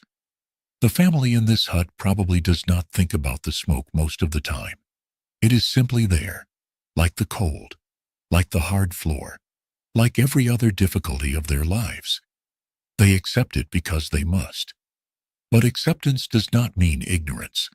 They know the smoke affects them. They can see their own blackened fingers, stained by years of handling sooty cooking pots. They can feel their lungs laboring on cold mornings. They can hear each other's coughs, echoing through the night. The baby's cry is loud and piercing in the small space of the hut. It cuts through the other sounds, through the snoring and crackling fire and wind, and demands attention. The cry has a quality of distress, of need, that is impossible to ignore. It is designed by evolution to be impossible to ignore, to trigger immediate response in caregivers. The mother wakes instantly. She was sleeping lightly, as mothers do, her awareness always partially tuned to her baby. The first note of his cry brings her fully awake, alert, ready. She does not need a moment to orient herself, does not need to remember where she is or what is happening. She is immediately present, immediately responsive. She sits up, reaches for the baby, lifts him. His cries continue, loud and insistent. She can feel his small body tense with distress, his arms and legs moving jerkily, his face scrunched up. She pulls him to her breast, helping him latch on. They understand that smoke is harmful. They simply have no way to eliminate it. There are small things they do to manage the smoke. On days when the wind is favorable, when smoke actually exits through the roof holes instead of hanging in the air, they take advantage. They open the door wide to create airflow. They might even do laundry or other tasks that are easier in clearer air. On days when smoke is particularly bad, they limit their time inside. They stand near the door, where the air is slightly fresher. They take breaks outside, despite the cold, just to breathe clean air for a few minutes. Some herbs, when thrown into the fire, are believed to create cleaner smoke. Juniper especially is valued for this. Whether it actually helps, or just creates a slightly more pleasant smell is debatable. But the family believes it helps, and that belief provides some comfort. In this world, fire is not simply a physical phenomenon. His crying stops immediately, replaced by the sound of nursing, small gulps and swallows, the occasional pause for breath. The mother leans back against the wall, supporting the baby with one arm while he feeds. She is cold now, having emerged from the blankets into the chilly air. Her exposed arm, The one holding the baby is particularly cold, but she does not complain, does not even think about complaining. This is what mothers do. This is her function, her purpose. She feeds her baby in the middle of the night because he needs to be fed, and she is the only one who can feed him. She is not fully awake. She hovers in that half-conscious state, aware enough to hold the baby properly, to ensure he is feeding well, but not fully alert. Her eyes are half closed. Her thoughts drift without direction. She might doze slightly while the baby nurses, micro-sleeps of a few seconds here and there, her body resting even while performing the task of feeding. It is also spiritual, sacred, connected to God and to the forces that govern life and death. The family's relationship with fire goes beyond the practical. It includes ritual, superstition, and deep-seated beliefs that shape how they interact with it. Every morning, when the father revives the fire, he says a brief prayer, not loudly, not formally, just a few mumbled words asking God to bless the fire, to keep it burning, to protect the family. This prayer is as much a part of the morning ritual as the physical act of uncovering the coals. He learned this prayer from his father, who learned it from his father. The exact words might vary slightly between families, between villages, but the intent is always the same. Fire is a gift from God, and it must be acknowledged and respected. There are rules about fire, some practical, and some that seem more superstitious. Never spit into the fire, for example. Why? Some say it disrespects the fire and will cause it to die. The baby nurses for perhaps 10 minutes. This is a long feeding, taking his time, consuming as much as he can. Finally, he is satisfied. He releases the nipple, turns his head away. The mother shifts him to her other arm, pats his back gently, encouraging a burp. After a moment, he obliges, a soft sound, releasing trapped air. She continues patting, waiting to see if there is more. There is not. She lays the baby back down, arranges him carefully on his back, checks that he is covered but not too covered, that his face is clear so he can breathe. He is already falling back asleep, eyelids drooping, arms relaxing, his body settling into that boneless state of infant sleep. Within a minute, he is unconscious again, breathing the rapid, shallow breaths of a sleeping baby. The mother lies back down herself, pulling the blanket over her cold body, pressing against the baby for his warmth as much as to give him hers. She is still partly awake, her mind not quite ready to return to sleep. Others say it is simply rude, that fire is deserving of courtesy. Either way, the rule is absolute. No one spits into the hearth. Never whistle near the fire. Whistling, some believe, attracts evil spirits or causes the wind to shift in unfavorable ways. Whether there is any truth to this, or whether it is pure superstition, the family obeys. No whistling near the hearth. Watch the color of the flames to predict the weather. Blue flames mean cold is coming. Yellow flames mean the weather will stay mild. Orange flames with lots of sparks mean snow is on the way. Are these predictions accurate? Sometimes maybe. Or perhaps people remember the times the predictions came true and forget the times they did not. Regardless, people watch the flames and make their predictions, trying to gain any tiny bit of control over a world where so much is uncertain. If the fire suddenly flares up for no apparent reason, someone is coming to visit. Count the sparks that jump from the fire. She lies there, feeling the cold air on her face, listening to the sounds of the hut, waiting for drowsiness to return. But now, others have woken. The baby's crying disturbed everyone to some degree. The father woke, registered what was happening, decided his presence was not needed, and has already fallen back asleep. But the grandfather woke, and for him, returning to sleep is not easy. The grandfather lies propped against his cloths, listening to his own breathing, feeling the pain in his chest. The baby's crying triggered something in him. He feels troubled, anxious, though he cannot identify why. Perhaps it is just the general unease that comes with waking in the middle of the night. Perhaps it is deeper, some premonition, some awareness of his own decline. Whatever the cause, he is fully awake now, and he knows from experience that falling back asleep will take time. He shifts position slightly, trying to ease the pain in his back. Each spark represents a visitor. This belief brings a tiny bit of excitement to otherwise monotonous evenings. When sparks fly, everyone looks at each other and smiles. Who will it be? A neighbor? A traveling merchant? News from another village? The anticipation makes the cold night a little more bearable. On holy days, particularly on Christmas and Easter, the fire receives special attention. It might be fed better fuel than usual, encouraged to burn brighter and cleaner. A special prayer might be said over it. The fire is included in the celebration, as much a member of the household as any person. Saint Agatha is the patron saint who protects against fire. Her feast day is February 5th, right in the heart of winter. On this day, many families place a small offering near the hearth. Perhaps a crust of bread they can barely spare. Perhaps a few herbs.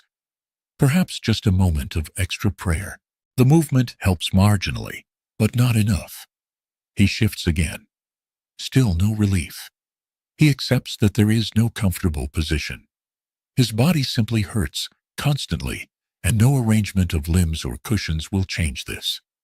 He tries to pray, to focus his mind on devotional thoughts, to use prayer as a path back to sleep. He begins the Pater Noster, the Lord's Prayer, murmuring the Latin words silently. Pater Noster, quies caelis. The words are so familiar that they flow automatically, requiring no thought. He has said this prayer thousands of times in his life. It is worn smooth like a stone in a river, the meaning almost lost through repetition. But the sound of it, the rhythm of it, is comforting. He finishes the prayer. He is still awake. He begins an Ave Maria. Ave Maria, gratia plena. Again the words flow automatically. Again they comfort without quite bringing sleep. He finishes. He begins another Pater Noster, and another. They ask Saint Agatha to guard their fire, to keep it from dying, and equally to keep it from escaping its boundaries and destroying their home. There is an old tradition, found in some parts of Europe, of naming the fire. Just as animals might be given names, the hearth fire in some households has a name, not in a childish way, but with a kind of formal recognition that this fire is an entity, a presence in its own right. The name is usually not spoken aloud often, but it exists, known to the family. This practice reveals something profound about the medieval relationship with fire. It is not just a tool. It is almost a family member, as essential to survival as any human. When a family moves to a new dwelling, when they must abandon an old home and build or occupy a new one, they take fire with them. Coals from the old hearth are carried very carefully to the new hearth. This maintains continuity. The fire in the new home is the same fire as the old home, just in a new place. He loses count of how many prayers he murmurs. It does not matter. The point is not to count prayers, but to occupy his mind, to give his thoughts something to do other than circle around pain and fear and the long darkness. Gradually, very gradually, the prayers begin to work. His mind quiets, his breathing slows. The prayers become less distinct, words blurring together. And then he is not quite praying anymore, but simply existing in a kind of meditative state. And then finally, mercifully, he slips back into something resembling sleep. Meanwhile, the older boy has woken and now faces his own trial. He needs to urinate. His bladder is full, uncomfortably full, pressing urgently. He has been holding it for a while, perhaps an hour, trying to avoid the necessity of getting up. But he can hold it no longer. He carefully extracts himself from the tangle of bodies and blankets. His sister mutters in protest as he moves, pulling at the blankets, disturbing her sleep. This connection to the past, maintained through fire, provides a sense of stability in an otherwise precarious existence. It is fully dark outside now. The family has finished their evening meal, such as it was. They have completed whatever evening tasks needed doing. The time has come to prepare for sleep. Let us turn our attention to where this family will spend the next 10 or 12 hours, the sleeping platform. This platform we have mentioned is raised about a foot off the ground. It sits against one wall of the hut, the wall farthest from the door. This placement is deliberate. The door must be kept relatively clear for movement, for bringing in fuel, for all the comings and goings of daily life. The sleeping area is where you stay put, where you remain for hours, so it makes sense to position it out of the way. The platform's frame is made from rough planks, probably oak, set on simple wooden supports. The construction is crude but functional. He whispers an apology that she probably does not hear. He sits up, swings his legs over the edge of the sleeping platform, stands. The cold hits him immediately. He was warm or relatively warm, under the blankets. Now he is exposed to the cold air of the hut. He estimates the temperature at perhaps 35 degrees, cold enough that his breath is visible, cold enough that his body immediately begins to shiver. He wraps his arms around himself and makes his way to the corner where the chamber pot sits. Using the chamber pot in the middle of the night is not pleasant. The pot is cold. The air is cold. Every part of the experience is uncomfortable, but it is necessary. He finishes quickly, eager to return to the relative warmth of the sleeping platform. But now he is fully awake and cold, and returning to sleep will not be immediate. He climbs back onto the platform, wedges himself back into his spot. His sister has spread out in his absence, taking over part of his space. No nails have been used because nails are expensive metal, far too valuable for a peasant family. Instead, the planks are held together with wooden pegs, driven through pre-drilled holes, wedged tight. Some of the joints are also bound with strips of leather or twisted plant fibers, anything to add strength and stability. Across this wooden frame, ropes have been laced. These ropes, made from hemp or sometimes from twisted straw, create a kind of webbing that supports the bedding above. The ropes are threaded through holes drilled in the frame, crossing over and under each other in a tight pattern. When this rope webbing was first installed, perhaps a year or two ago, it was taut and firm. Now, after months of supporting the weight of 6 people every night, the ropes have stretched. They sag in the middle, creating a shallow bowl shape that everyone inevitably rolls toward. Tightening these ropes is a periodic maintenance task, just like everything else in this dwelling. He pushes against her slightly. She resists, still mostly asleep. They engage in a brief, silent struggle for space, pushing against each other, each trying to claim a bit more of the sleeping platform. Finally, they reach an equilibrium.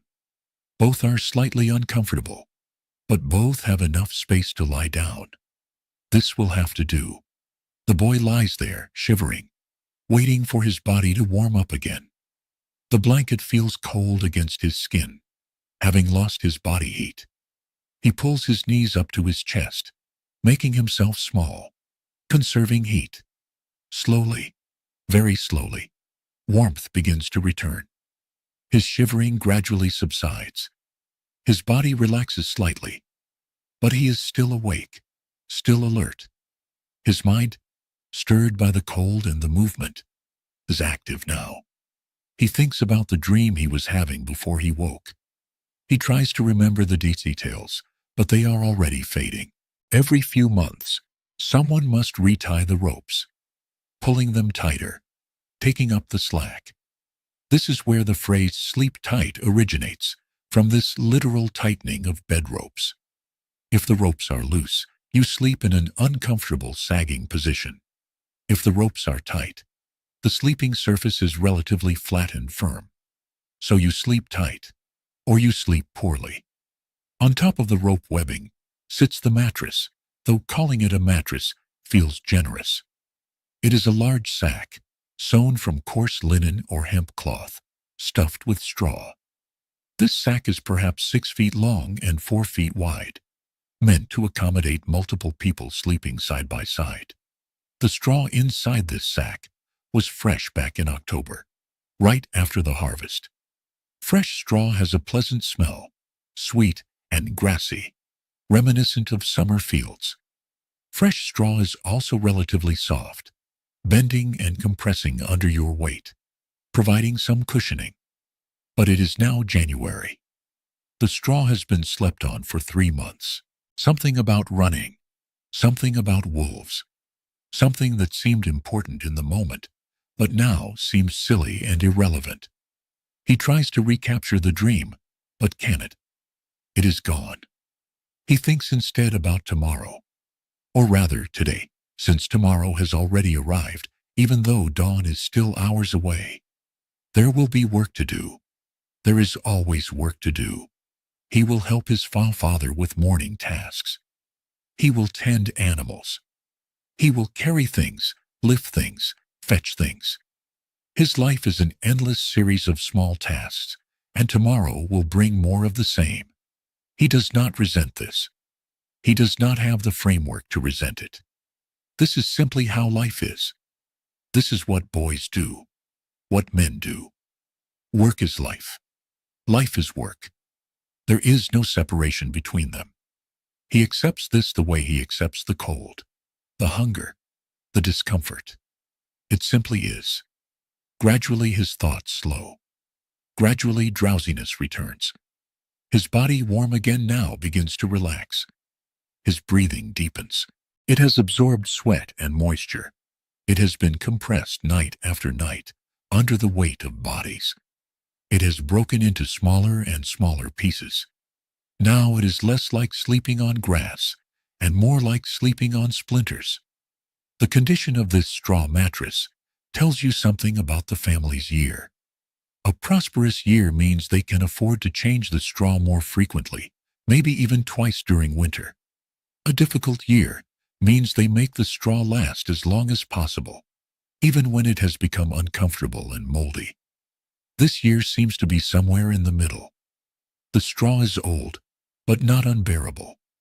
It will probably last until March, when the weather warms slightly, and replacing it becomes more feasible. Beneath the straw-filled sack, between it and the rope webbing, lies a thin sheet if the family is fortunate enough to own one. This sheet is made from linen, woven by the women of the household during the previous summer. Linen production is labor-intensive. His eyes, which have been open in the dark, seeing nothing, begin to close. Sleep approaches again, reclaims him, pulls him back down. He does not resist. He surrenders to it, gratefully, and within a few minutes has fallen back asleep. The older girl, disturbed by her brother's movement and by the ongoing adjustments of bodies around her, wakes partially, but does not fully surface into consciousness. She is aware, dimly, that she is awake, but she is also still dreaming, still partly in the dream world. This creates a strange overlay where reality and dream mix together. She is aware that she is lying on the sleeping platform, that her brother has just returned from somewhere, that the blankets are tangled, that she is slightly cold. But she is also still in the dream, still feeling the emotional resonance of being held by her mother, still wrapped in that sense of safety and love. First, flax must be grown, which requires good soil and careful tending. Then the flax must be processed, a long sequence of steps. Retting, where the cut flax is soaked in water until the fibers separate from the woody core. Breaking, where the dried retted flax is beaten to remove the loosened woody bits. Scutching, where the fibers are scraped clean, hackling, where the fibers are combed straight, then finally spinning the fibers into thread and weaving the thread into cloth. This entire process takes months of work. The result is a piece of linen cloth, perhaps 6 feet by 4 feet, roughly even, untoyed, and incredibly precious. This sheet serves as a barrier between the sleepers and the straw, preventing the worst of the straw's prickling from reaching their skin. It also can be washed, at least theoretically, though washing in winter is nearly impossible. The river is frozen. Hauling and heating enough water for washing large pieces of fabric is prohibitively difficult. The two states exist simultaneously for a moment, not quite compatible, but not quite incompatible either. She does not move. She does not open her eyes. She simply lies there in this liminal state, this border between sleeping and waking. And gradually, the waking part fades and the dreaming part returns, and she is fully asleep again, without ever having been fully awake. The younger child does not wake at all during these disturbances. He is a deep sleeper, his 6-year-old body able to sleep through almost anything. The baby crying, his brother moving, the various sounds and movements around him. None of it penetrates his consciousness. He sleeps on, undisturbed, his sleep the uncomplicated sleep of a child who is young enough that his body still prioritizes rest above awareness. The father wakes again, briefly, when the grandfather's coughing starts. The grandfather is having another coughing fit, his body convulsing with the effort of expelling phlegm from his damaged lungs. So the sheet, like everything else, simply accumulates dirt and sweat and smell until spring, when washing becomes feasible again. Not all peasant families have such a sheet. Some sleep directly on the straw-filled sack, with only their clothing between their skin and the prickling stalks. This family is fortunate to have the sheet, even though it is stained and worn, and will probably need to be replaced soon. The sleeping arrangement in this family follows a pattern, a hierarchy, based partly on need and partly on tradition. Who sleeps where is not random. It is carefully considered, negotiated, understood by everyone. The parents sleep on one side of the platform, nearest to the hearth. This is partly because they, as the heads of the household, claim this privileged spot. But it is also practical.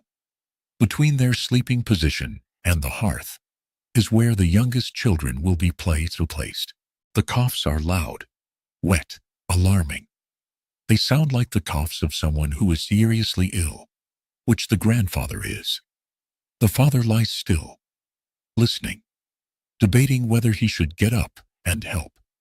But the mother is already stirring, already moving to help.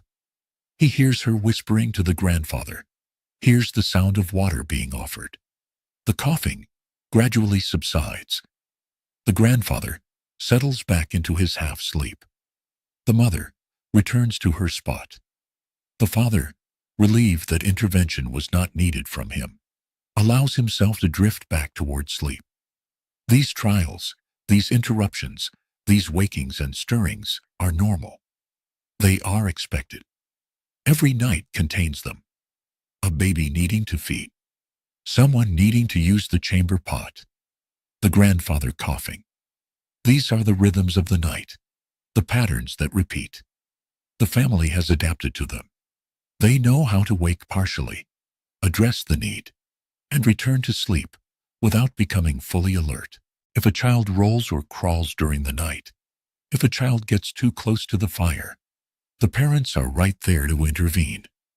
This positioning is about protection as much as privilege. The grandfather sleeps in the corner, right against the wall at the head of the platform. He has claimed this spot, and no one challenges him. He is old. His bones ache constantly. He feels the cold more than any. He needs whatever warmth can be found. There is also the simple fact that he has survived to old age in this harsh world, and that survival has earned him certain considerations. He gets the sheepskin that is the family's best covering. He gets to sleep in the corner, where he will not be jostled by restless children in the night. The two oldest children, a boy perhaps 12 years old, and a girl perhaps 10, sleep at the foot of the platform. This is the coldest position, the spot furthest from the hearth, the place where drafts from the door and walls are most noticeable. This is a skill, learned over lifetimes, essential for surviving nights that are long and frequently interrupted. The night continues. More hours pass. More small disturbances occur. Someone shifts and accidentally kicks someone else. Someone's snoring grows loud enough to wake others briefly. The pig grunts loudly, startled by some pig dream. The rooster crows again, still confused by the firelight. Each disturbance causes ripples, brief wakings, adjustments, then a return to sleep. This is the trial of the long night. Not any single difficulty, but the accumulation of difficulties. Not one interruption, but many. Not one discomfort, but layers of discomfort. Cold and hunger and pain and noise and proximity, and the endless minor irritations that prevent deep, restorative sleep. And yet the family endures.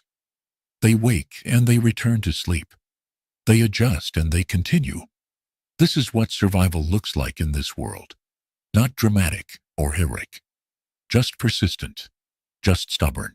But older children are expected to endure more hardship than younger ones. They have larger bodies, more body mass to generate heat. And honestly, they have less choice. In a family hierarchy, older children have more responsibilities and fewer privileges than younger ones. The youngest children, a boy perhaps 6 years old and a baby not yet 1 year old, sleep in the middle, cocooned between adults, on all sides. The baby especially must be kept warmest. Babies cannot generate much body heat on their own. They depend entirely on external warmth for survival. So the baby is placed between the mother and one of the older children, wrapped tightly in strips of cloth, creating a warm pocket of body heat that might keep the infant alive through the night. This is not an exaggeration. Infants can and do die from cold during winter nights. Just the quiet determination to make it through one more night. Let us focus now more deeply on hunger, because hunger deserves its own detailed examination. Hunger is not a dramatic presence in this hut tonight. No one is starving. No one is at the point of death from lack of food. But hunger is nonetheless constantly present, a background sensation that colors everything, that shapes how bodies feel, how minds think, how sleep progresses through the long winter night. The sensation of hunger has layers, has complexity, has nuances that well-fed people rarely experience or understand. There is the immediate hunger, the empty stomach feeling that comes a few hours after eating. This is sharp, noticeable, demanding attention. It makes your stomach feel hollow, makes it sometimes make sounds, gurgles and groans as it contracts around nothing. It happens often enough that everyone knows families who have awoken to find a baby who simply stopped breathing in the night. No obvious cause except the cold. So the baby's position is carefully chosen, carefully maintained.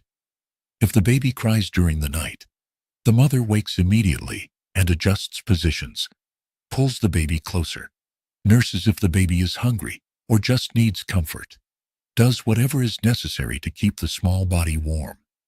Understanding these sleeping positions helps us understand medieval life more broadly. Privacy, as we conceive of it, does not exist. There is no private space for couples. Intimacy happens in the presence of children, in the dark, under blankets, as quietly as possible. Children understand from a young age what is happening. They are not sheltered from adult realities.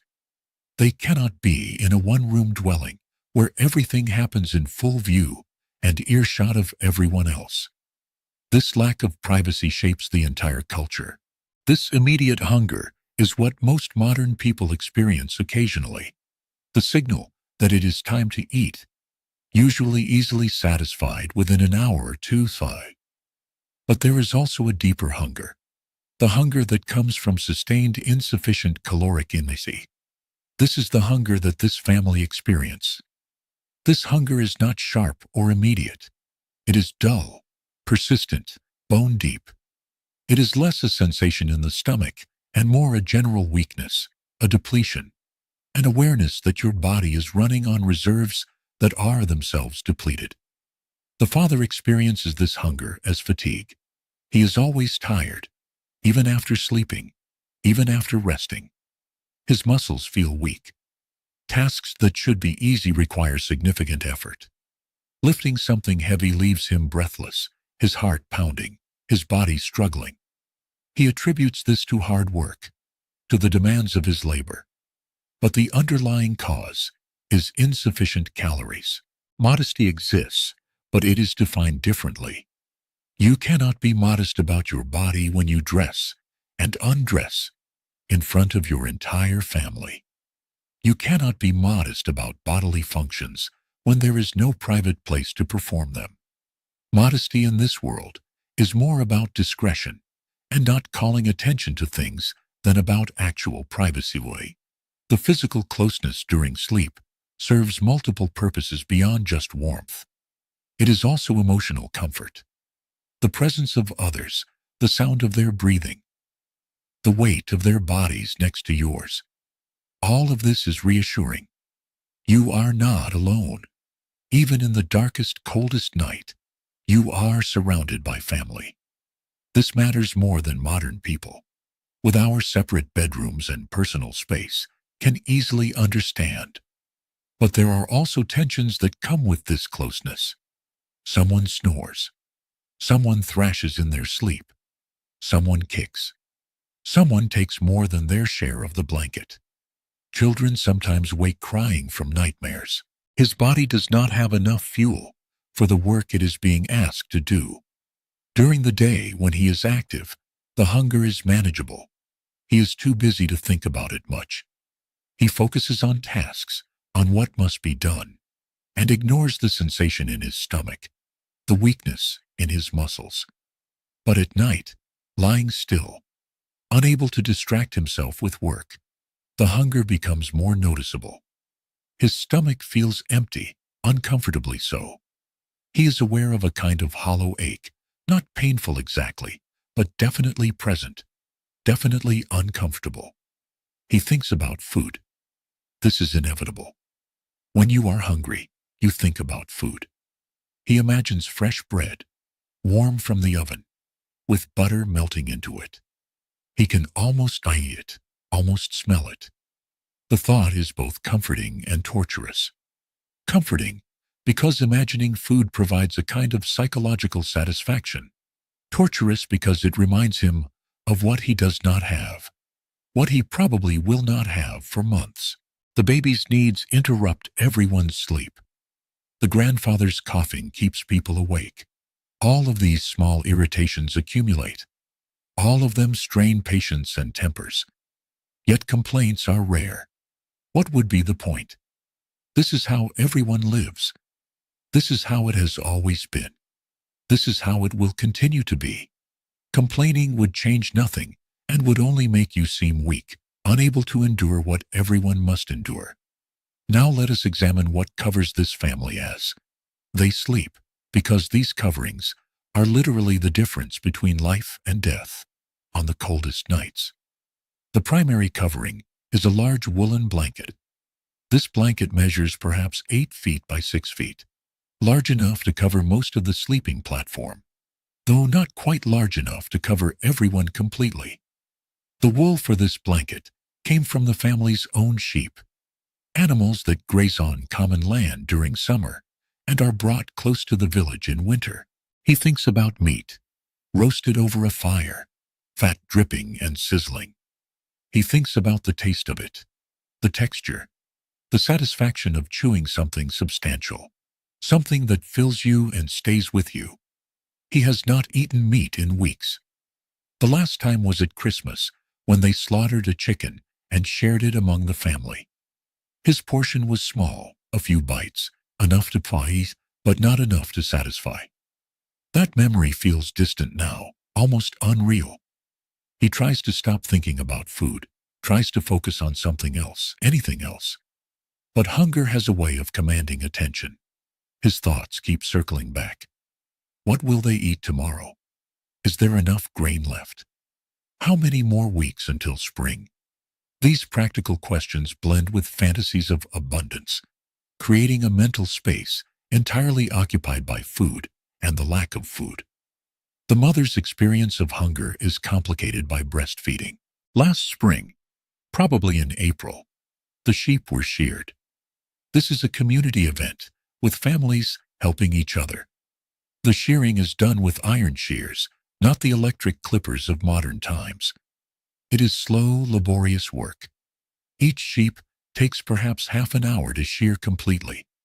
The wool, when it comes off the sheep, is greasy with lanolin, dirty with bits of plant matter and sheep dung, and has the strong smell that wool naturally carries. Processing this wool into something usable is months of work. First, it must be washed, sort of. Washing wool properly requires lots of water and soap, both of which are precious. So the washing is minimal, just enough to remove the worst of the dirt. The lanolin is actually left in, because it helps the wool repel water. Then comes carding, combing the wool fibers so they all lie in the same direction. This is done with two wooden paddles stuck full of bent nails or iron teeth. Her body is producing milk for the baby, and milk production requires calories, requires nutrients, requires more food than she is getting. She is literally giving away her own substance, her own energy to nourish her child. This is leaving her depleted, weakened, increasingly fragile. She feels the hunger as dizziness, as moments when she stands up too quickly and the world briefly goes dark, as occasional trembling in her hands, as a constant low-level exhaustion that never lifts. She tries to eat enough, tries to take slightly larger portions to compensate for the milk she is producing. But there is not enough food for this to truly work. She is slowly consuming herself, her body breaking down its own reserves to produce milk. At night, after feeding the baby, she lies awake feeling the hunger more acutely than at other times. The act of nursing seems to sharpen it, seems to make her aware of how empty she is. Her stomach cramps sometimes, not severely, but noticeably. You place a clump of wool on one paddle, then drag the other paddle across it, again and again, until the fibers are aligned. This is work that women and children do, sitting by the hearth on autumn evenings, talking and working, slowly processing pounds and pounds of wool. After carding comes spinning, turning the aligned fibers into thread. This is done with a spindle, a stick with a weight on one end. You pull fibers from the carded wool and twist them, letting the spindle's weight provide momentum to keep the twist going. As the thread lengthens, you wind it onto the spindle. This is skilled work. The thread must be even, not too thick or too thin, consistently twisted. Good spinners can work almost without looking, their hands moving automatically while they talk, or supervise children, or think about other things. Finally, the spun thread must be woven into cloth. This requires a loom, which most families do not own. These cramps are her body's protest test, its demand for fuel. She ignores the cramps. What else can she do? There is no food available until morning, and even morning will bring only thin porridge, barely adequate. She thinks about her children, about whether they are getting enough food. The older children seem all right, seem resilient, but the younger child worries her. He is small for his age, noticeably smaller than other 6-year-olds. He is not growing properly. Malnutrition is stunting him, will probably affect him for his entire life. This thought fills her with grief and guilt. She is failing to provide adequately for her child, and yet she also knows that she is doing everything possible. There simply is not enough food. It is not her failure. It is the failure of the world, of the season, of the harsh mathematics of survival. The grandfather's hunger is different again. Old bodies do not process food as efficiently as young bodies. Weaving is usually done by someone in the village who specializes in it, who owns a loom and trades weaving services for food or other goods. The weaver takes the spun thread and creates cloth, interlacing vertical and horizontal threads in the timeless pattern of weaving. The result, months after the sheep were sheared, is a piece of woolen cloth 8 feet by 6 feet. This cloth is not soft. It is rough, scratchy, heavy. It smells of sheep and smoke and the oils from the hands that worked it. But it is warm. Wool, even when wet, retains heat. Wool is nature's insulation. And this blanket is made from perhaps 3 or 4 pounds of wool, representing the shearing from 2 or 3 sheep. This blanket is the family's most valuable possession, apart from their animals and tools. It is mentioned by name in the father's will, a document dictated to the village priest. When he dies, this blanket will go to his oldest son. They need less fuel, but also gain less from the fuel they receive. The grandfather eats small portions, partly because his appetite is reduced, partly because he insists that others need the food more than he does. This is both selfless and pragmatic. He is dying anyway, slowly, inevitably. Why should he consume food that might keep younger, healthier family members alive? He feels hunger as weakness, as a kind of fading. He is aware that he is less present than he used to be, less engaged with life. He drifts some ways, his mind wandering, his connection to the immediate world loosening. Hunger contributes to this. His brain, inadequately fueled, functions less reliably. He forgets things. He loses the thread of conversations. He stares into space, thinking nothing, aware of nothing, simply existing in a kind of mental fog. At night, he is aware of hunger, but distantly, as if it is happening to someone else. It will be treasured, maintained, used until it literally falls apart. And even then the scraps will be saved and repurposed. But one blanket is not enough. There is also a sheepskin, the actual hide with the wool still attached. This sheepskin belonged to a sheep that died last autumn. The sheep was old and likely would not have survived winter, so it was slaughtered in November. Its meat eaten, its hide carefully preserved. Preserving a hide is skilled work. First, the hide must be scraped clean of all flesh and fat. Then it must be treated, usually with a mixture of urine and salt, which helps preserve it and soften the leather. Then it must be stretched and dried, staked out flat, in a place where air can circulate around it. The whole process takes weeks and smells terrible. But the result is a sheepskin that is both insulating and somewhat water-resistant. This sheepskin is the grandfather's special covering. His body sends signals, his stomach feels empty. But these signals seem muted, unimportant, compared to the pain in his chest and back. Hunger is just one more discomfort among many discomforts. He barely distinguishes it from the general sense of physical decline. The children experience hunger most directly, most uncomplicatedly. The older boy and girl are always hungry. They have gone through growth spurts recently, their bodies demanding enormous amounts of calories to support their development. They are not receiving those calories. Their growth has slowed, will probably stop earlier than it should. They will be shorter as adults than they might have been with adequate nutrition. But they do not know this. They only know that they are always hungry, that the feeling never truly goes away.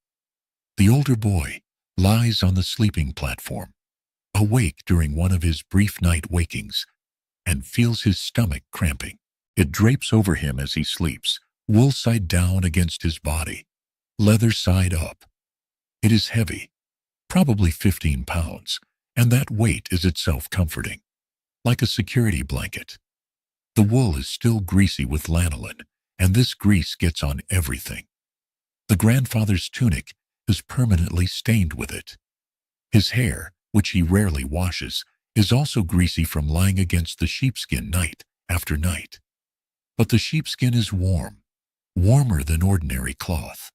And at his age, warmth matters more than cleanliness. There are also smaller pieces of covering. An old tunic, too worn to wear anymore, repurposed as an extra layer. A piece of what was once a blanket but has been torn and patched so many times that it is now more patches than original cloth. Each of these scraps adds a thin layer of insulation. And in cold like this, every layer matters.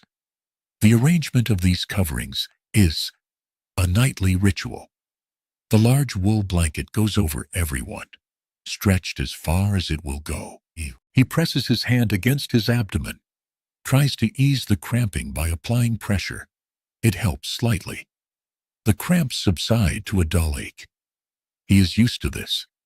Nighttime stomach cramps are normal for him, have been for months. He barely thinks about them anymore. He thinks instead about breakfast. What will there be? Probably the same thin porridge they have every morning. Grain boiled with water, perhaps a tiny bit of salt if they are fortunate. The porridge will be hot, and this is its main virtue, the warmth of it feeling good in the stomach, even if the nourishment is minimal. He will eat his portion quickly, trying to make it feel like more by eating slowly, chewing thoroughly. He has learned this trick. If you eat slowly, your brain has more time to register the food, and you feel slightly more satisfied, even if the actual quantity is the same.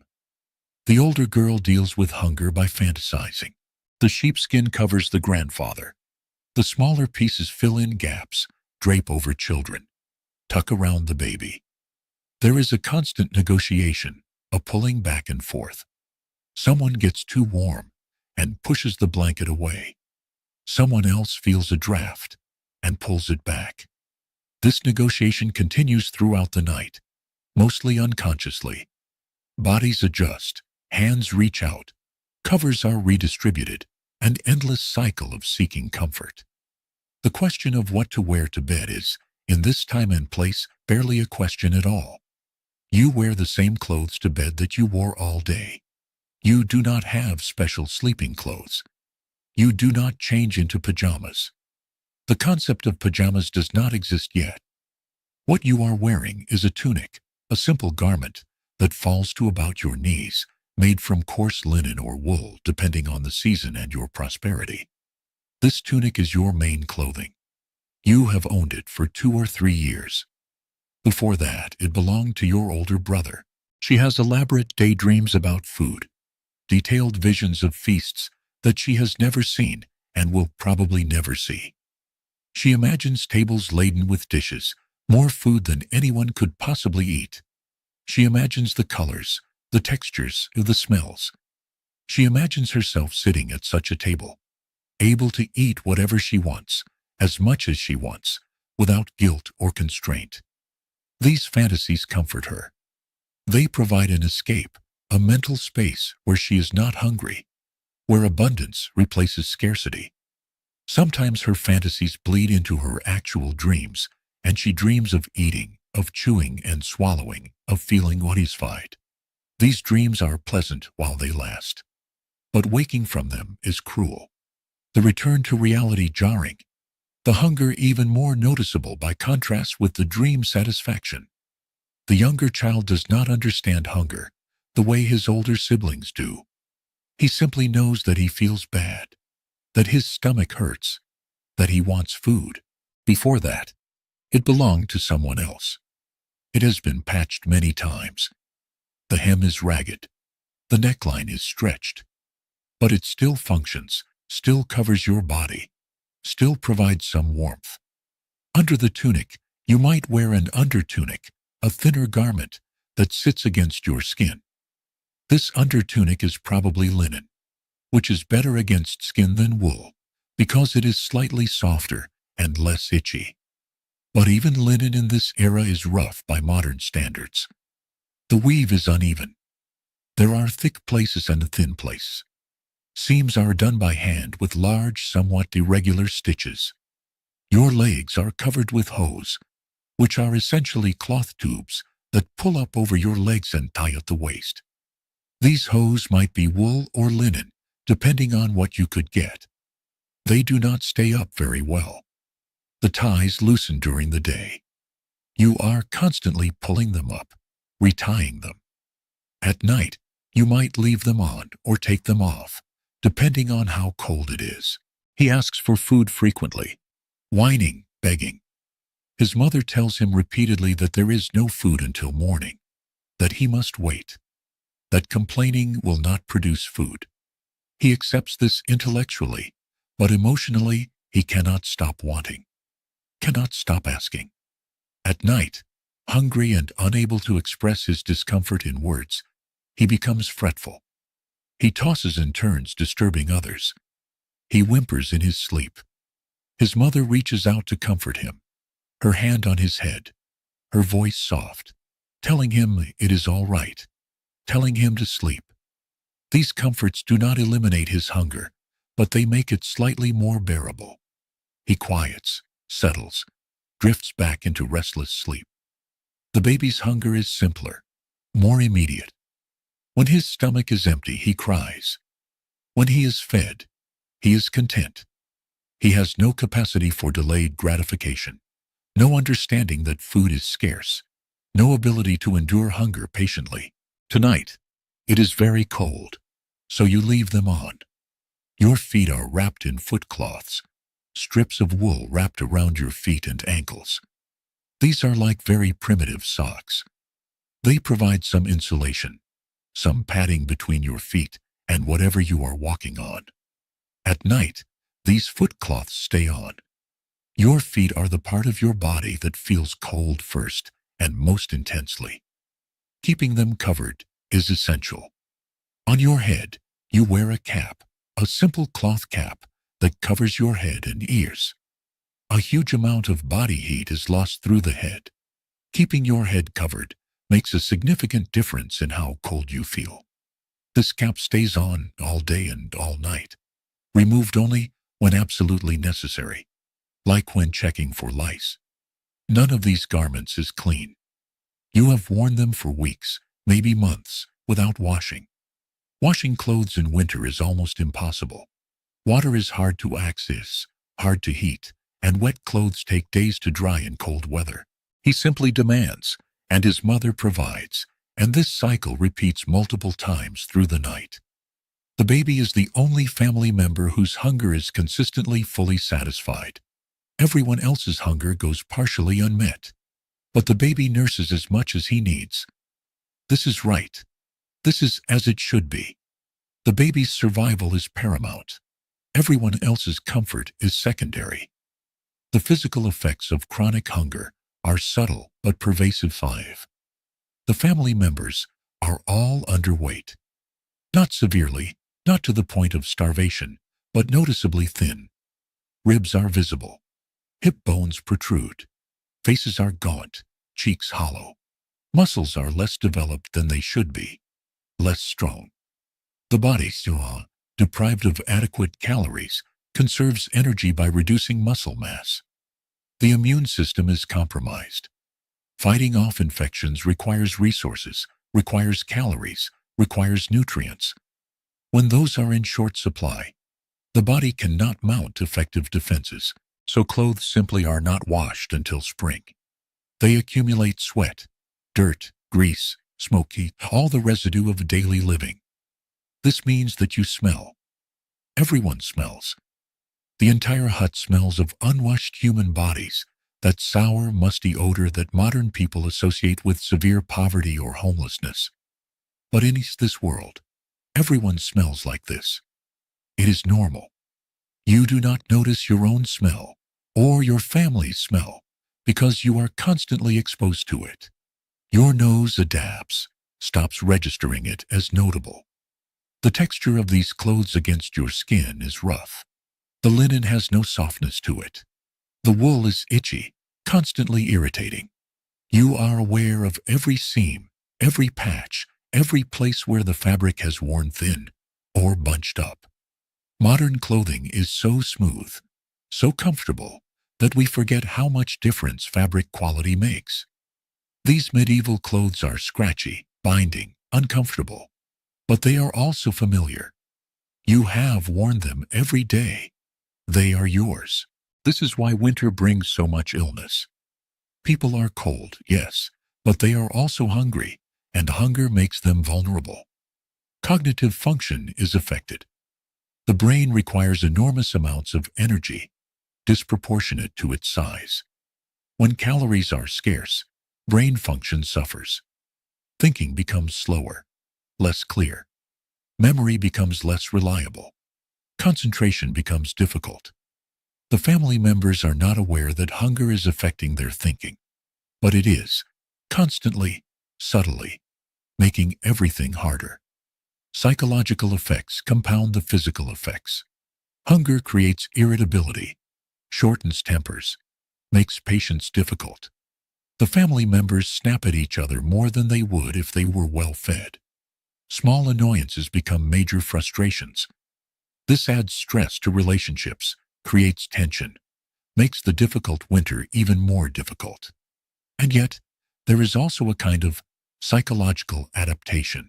And tonight, as you lie down to sleep, they are one more layer between your body and the cold.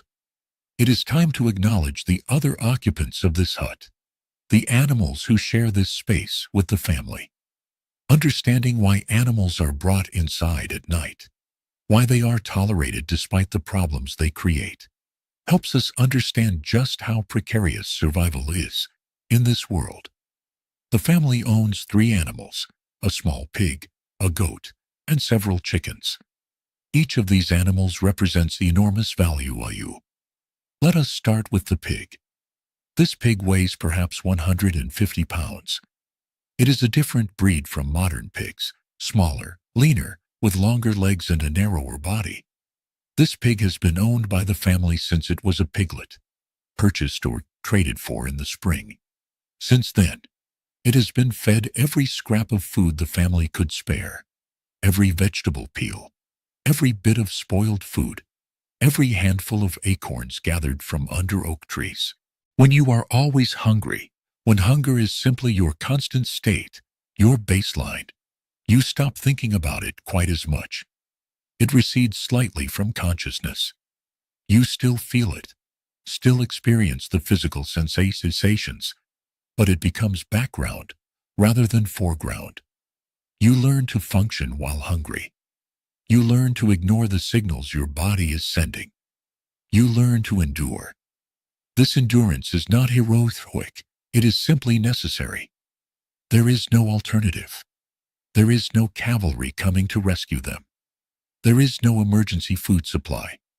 There is only what they have, and what they have is not quite enough, and they must make it last until spring, when food becomes available again. So, they endure. They go to bed hungry.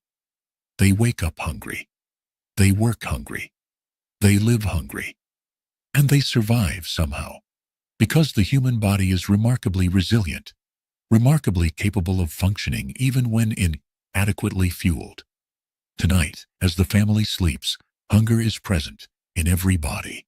Feeding this pig has been a constant concern all summer and autumn. The pig represents, conservatively, 6 months of invested resources. But more importantly, the pig represents future food. In March, probably, when the weather begins to warm, this pig will be slaughtered. This will be a village-wide event. The pig will be killed, its blood saved for blood sausage, its meat butchered, most of it preserved by salting or smoking. This pig will provide the family with protein for months, perhaps for the entire next year if they are careful. The value of this pig is almost impossible to overstate. Now imagine leaving this pig outside at night, tied up near the hut.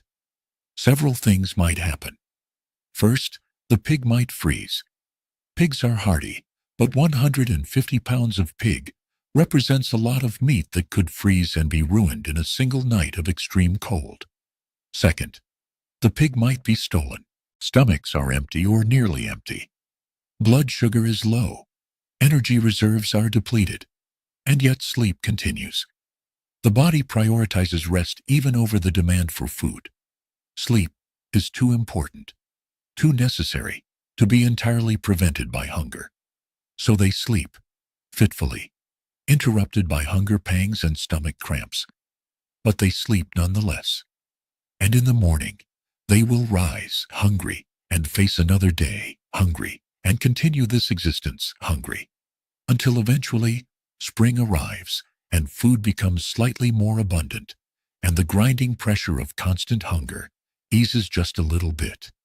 Now let us turn our attention fully to illness, to the reality of disease in this medieval hut, to the constant awareness that death hovers close, always ready, always patient, waiting for bodies to weaken sufficiently. Illness is not dramatic tonight. No one has a raging fever. No one is convulsing or delirious. There are always desperate people, people hungry enough to risk stealing a neighbor's pig, even knowing the punishment if caught. Third, the pig might be attacked by wolves or once dogs. These predators are real and present. They prowl the edges of villages, looking for easy prey. Any one of these outcomes would be devastating.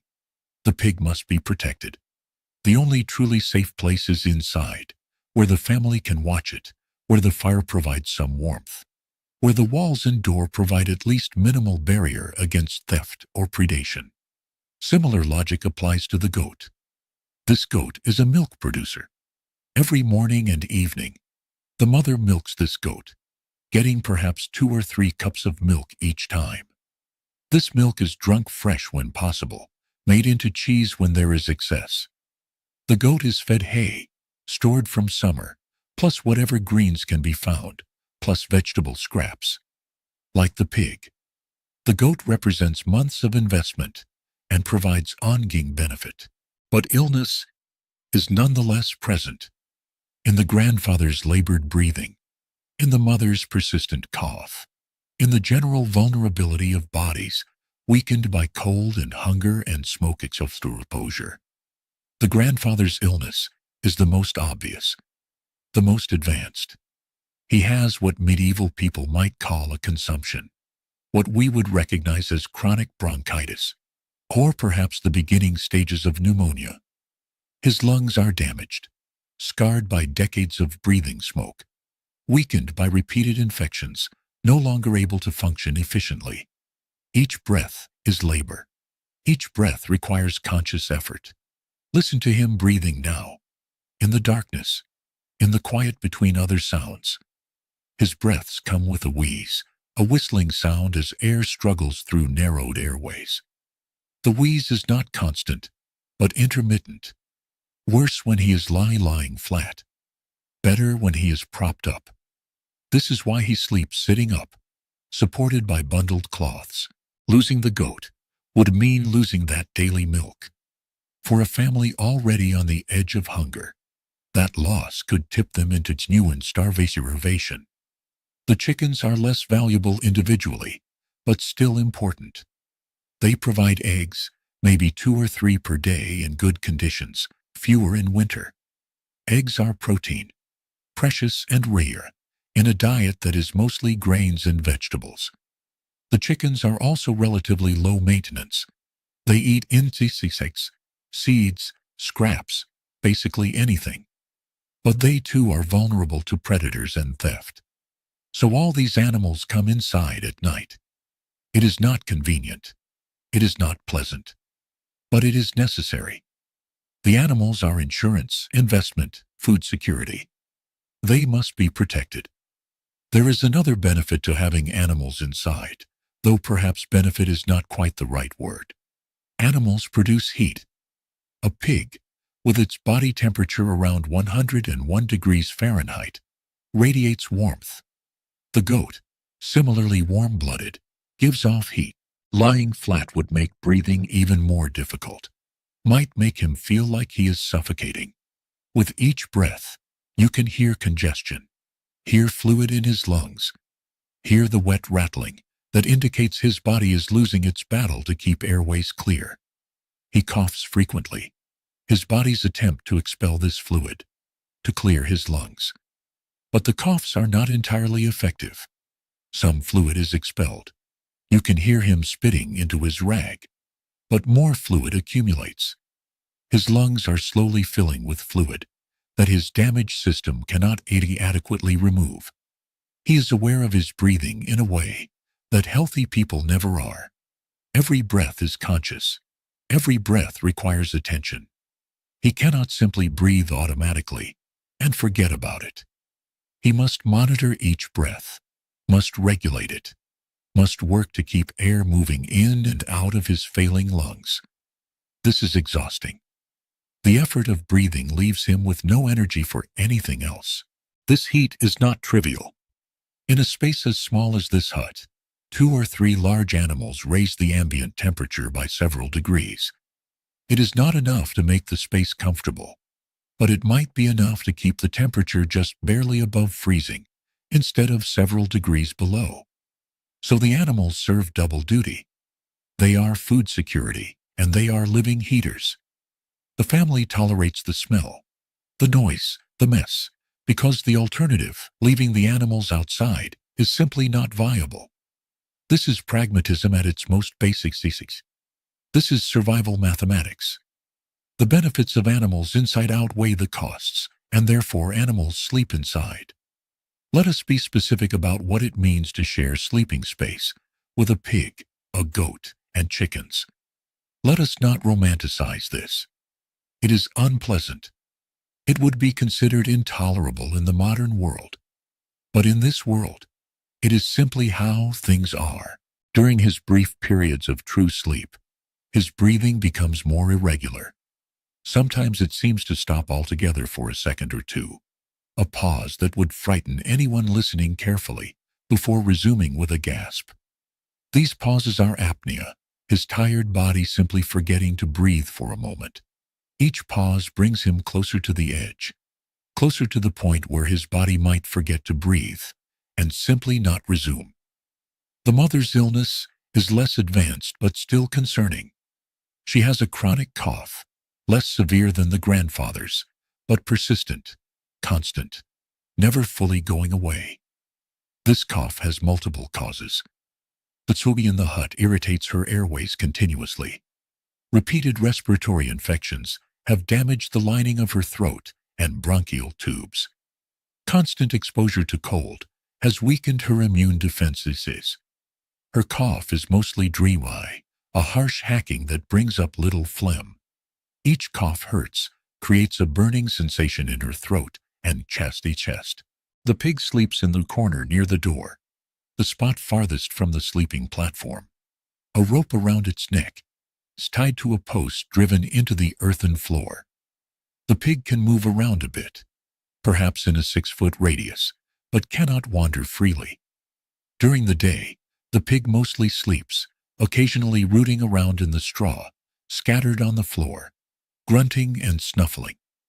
At night, the pig settles down and sleeps, but pigs are not quiet sleepers. The pig snores. The pig grunts. Sometimes the pig has what seems like a dream and makes a series of sharp squealing sounds that wake everyone up, hearts pounding, until they realize it is just the pig dreaming. The pig's corner of the hut smells strongly. Pig urine has a distinctive sharp smell, and even though someone shovels out the pig's area regularly, the smell lingers. Pig manure adds its own scent. The combination is eye-watering. But again, you adapt. She tries to suppress the cough, tries to muffle it in her blanket, not wanting to wake others. But coughs are not entirely voluntary. The urge builds in her throat, becomes irresistible, and she coughs hard repeatedly until the urge is temporarily satisfied. After a coughing fit, she feels exhausted. Her ribs ache from the strain of coughing. Her throat is raw. She lies still, catching her breath, waiting to see if more coughs will come. Often they do, one fit triggering another. Sometimes she coughs for minutes at a time, unable to stop, her body convulsing with the effort. This cough is not just an annoyance. It is a sign that her respiratory system is compromised, that she is vulnerable to more serious infection. If she catches pneumonia, if bacteria or other pathogens find their way into her already damaged lungs, she could die. She knows this. The knowledge sits in the back of her mind, never quite acknowledged but always present. Every cough is a reminder of mortality. After several minutes in the hut, your nose stops registering the smell as intensely. The pig also produces body heat, as mentioned. If you stand near the pig, you can feel that warmth radiating from its large body. On the coldest nights, children sometimes sneak over and sit near the pig, absorbing its heat, despite being warned away, because the pig can bite. And pigs are unpredictable. The goat is tethered along one wall, positioned so it cannot reach the sleeping platform or the hearth. The goat chews constantly, that midways grinding motion that ruminants make. The goat also bleats occasionally, a sound that carries through the hut. The goat's droppings are steeple, pellet-like, not as messy as the pig's, but they accumulate quickly. Several times a day, someone sweeps the goat's area. The goat is more interactive with the family than the pig. The children have named the goat, something like Molly or Bess. The children are relatively healthy, their young bodies resilient, their immune systems still relatively robust. But even they show signs of illness. The older children both have persistent sniffles, their noses always running, their eyes often watery. They sniffle and wipe their noses on their sleeves, creating crusty deposits that eventually dry and flake off. This is normal, accepted. No one remarks upon it. The younger child has a slight fever tonight. Nothing dramatic. His forehead is only slightly warm to the touch, but enough that his mother notices when she checks him. Fevers in children are common and usually pass without incident, but they can also be the beginning of something more serious. She monitors him closely, her hand returning to his forehead periodically through the night, feeling for changes in temperature, ready to take action if the fever worsens. What action would she take? Her options are limited. She might give him water, keeping him hydrated. They talk to the goat, pet it, braid little bits of rag into its beard as decoration. The goat tolerates this attention with what seems like patient resignation. At night, the goat usually settles into a lying position and chews its cud, making wet, squelching sounds that blend into the background noise. The chickens are the least intrusive animals. During the day, they peck around the floor, eating dropped food, insects, anything small they can find. At night, they roost, either in a basket placed in a corner, or sometimes on the rafters if they can reach them. Chickens on the rafters are both good and bad. Good because they are out of the way. Bad because chicken droppings fall from above onto whatever is below. The family tries to keep the chickens in a basket, but chickens have their own ideas and sometimes end up roosting wherever they want. The chickens make small clucking sounds throughout the night, soft, reassuring noises like they are talking to themselves. She might try to cool him if the fever spikes, using a damp cloth. She might pray, calling on God and the saints to protect her child. She might try herbal remedies if she has the right herbs, though in winter, fresh herbs are unavailable, and dry-dried herbs from last summer have limited potency. Mostly, she would worry. She would watch and wait, and hope that the fever breaks on its own, that the child's body fights off whatever infection has begun. This is the reality of medieval medicine. You can do a little. You can provide comfort. But mostly you can only hope, and sometimes hope is not enough. The baby is healthy tonight, as healthy as babies ever are in this environment. But baby health is precarious, can turn rapidly from fine to critical. The baby could develop a fever tonight, and be dead by tomorrow morning. This is not likely, but it is possible, frighteningly possible. Infant mortality in this era is staggering. Perhaps 1 in 3 babies die before their first birthday. Sometimes a chicken will flutter its wings suddenly, startling everyone.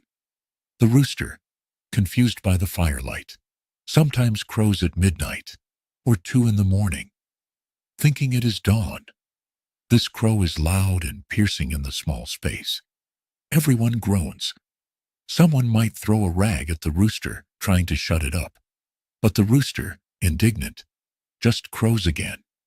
Managing these animals is constant work. They must be fed, given water, cleaned up after. Their health must be monitored.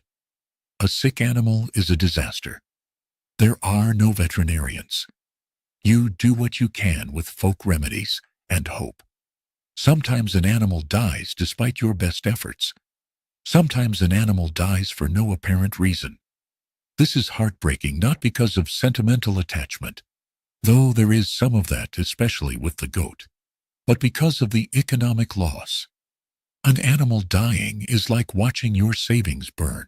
The mother is aware of this statistic through lived experience. She has already lost 2 babies, both during their first winters. She checks this baby constantly, her hand on his chest, her ear near his mouth, monitoring his breathing, his temperature, his color, looking for any sign that something is wrong. The mechanisms of illness in this environment are multiple and interconnected. The cold suppresses immune function, makes bodies less able to fight off pathogens. The smoke damages airways, creates opportunities for infection to establish. The hunger weakens everything, deprives the immune system of resources it needs to function. The crowding means that when one person gets sick, everyone is exposed. The lack of hygiene means that pathogens spread easily, through touch, through shared utensils, through the air itself. And there is no real medical care available. No antibiotics, no antivirals, no effective treatments for most illnesses.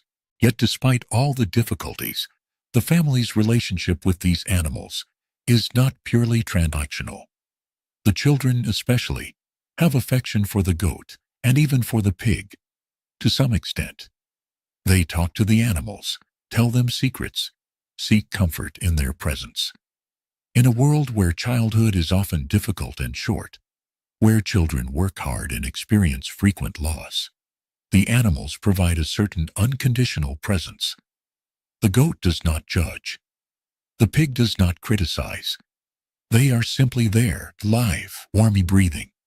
We must return once more to the subject of smell, because we have mentioned it several times but not truly dwelt on it. And smell defines this environment, as much as cold or darkness.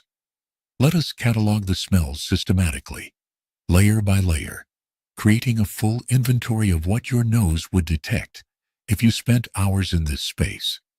First, the smoke. This is the dominant smell, the background against which all other smells exist. A minor bacterial infection that modern medicine could cure with a week of antibiotics might be a death sentence here. Pneumonia, meningitis, sepsis, infected wounds. All of these conditions that are survivable in the modern world are often fatal in this medieval context. The family's approach to illness combines practical care with religious faith. When someone is sick, they are kept warm, given water, allowed to rest as much as possible. These interventions help provide some support to the body's natural healing processes. But the family also prays, fervently, desperately, asking God to intercede, to heal, to protect us. Prayer is not just superstition. It is psychology, is comfort, is hope. And hope matters, even if it cannot cure infection.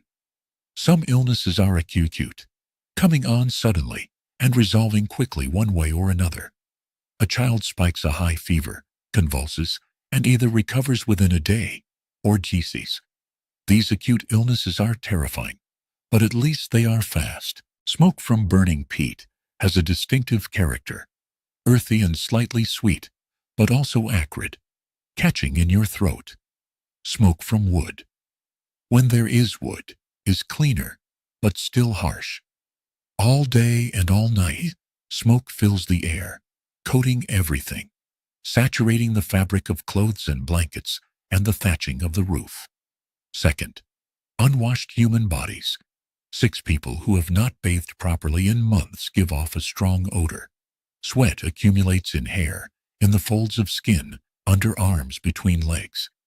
This sweat breaks down, develops a sour smell mixed with something musty. The smell is strongest around the sleeping platform, where bodies lie close together, where warmth concentrates smell. Third, animal smells. Pig manure has a sharp ammonia quality. Goat has a musky, pungent scent. Chicken droppings add their own note. Mix these together and you get a barnyard smell so strong it feels like you could reach out and touch it. Fourth, the smell of old straw. You know quickly whether you will survive. Other illnesses are chronic, developing slowly over months or years, gradually eroding health until death finally comes. The grandfather's lung disease is chronic. He has been declining for years, each winter a little worse than the last. This type of illness is different, less terrifying in the moment, but more grinding, more exhausting. You watch yourself fail slowly, aware of what is happening, unable to prevent it. The psychological impact of living with constant illness, with constant awareness of mortality, is profound. It creates a kind of fatalism, an acceptance that death might come at any time. People do not plan far into the future because the future is too uncertain. They focus on the immediate, on surviving today, on making it through this night, this winter. Tomorrow is not guaranteed. Next year is almost unimaginable. This fatalism can seem depressing from a modern perspective, but it is also freeing in a way. The straw on the floor, the straw in the mattress, all of it is damp and decomposing slowly. Moldy straw smells musty, almost fungal. It is not a clean smell. Fifth, old food. Whatever was cooked and eaten earlier left smells behind. Boiled turnips have a distinctive sulfur smell that lingers. Cabbage has a similar quality.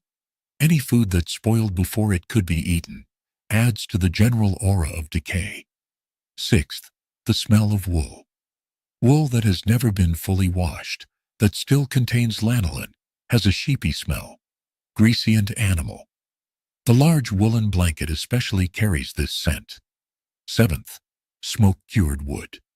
The beams and posts of the hut, blackened by years of smoke exposure, have absorbed that smoke deep into their fibers. They smell of smoke, even when no fire is burning. Eighth, damp earth. The floor, when it is not frozen, gives off the smell of dirt, of soil, of earth.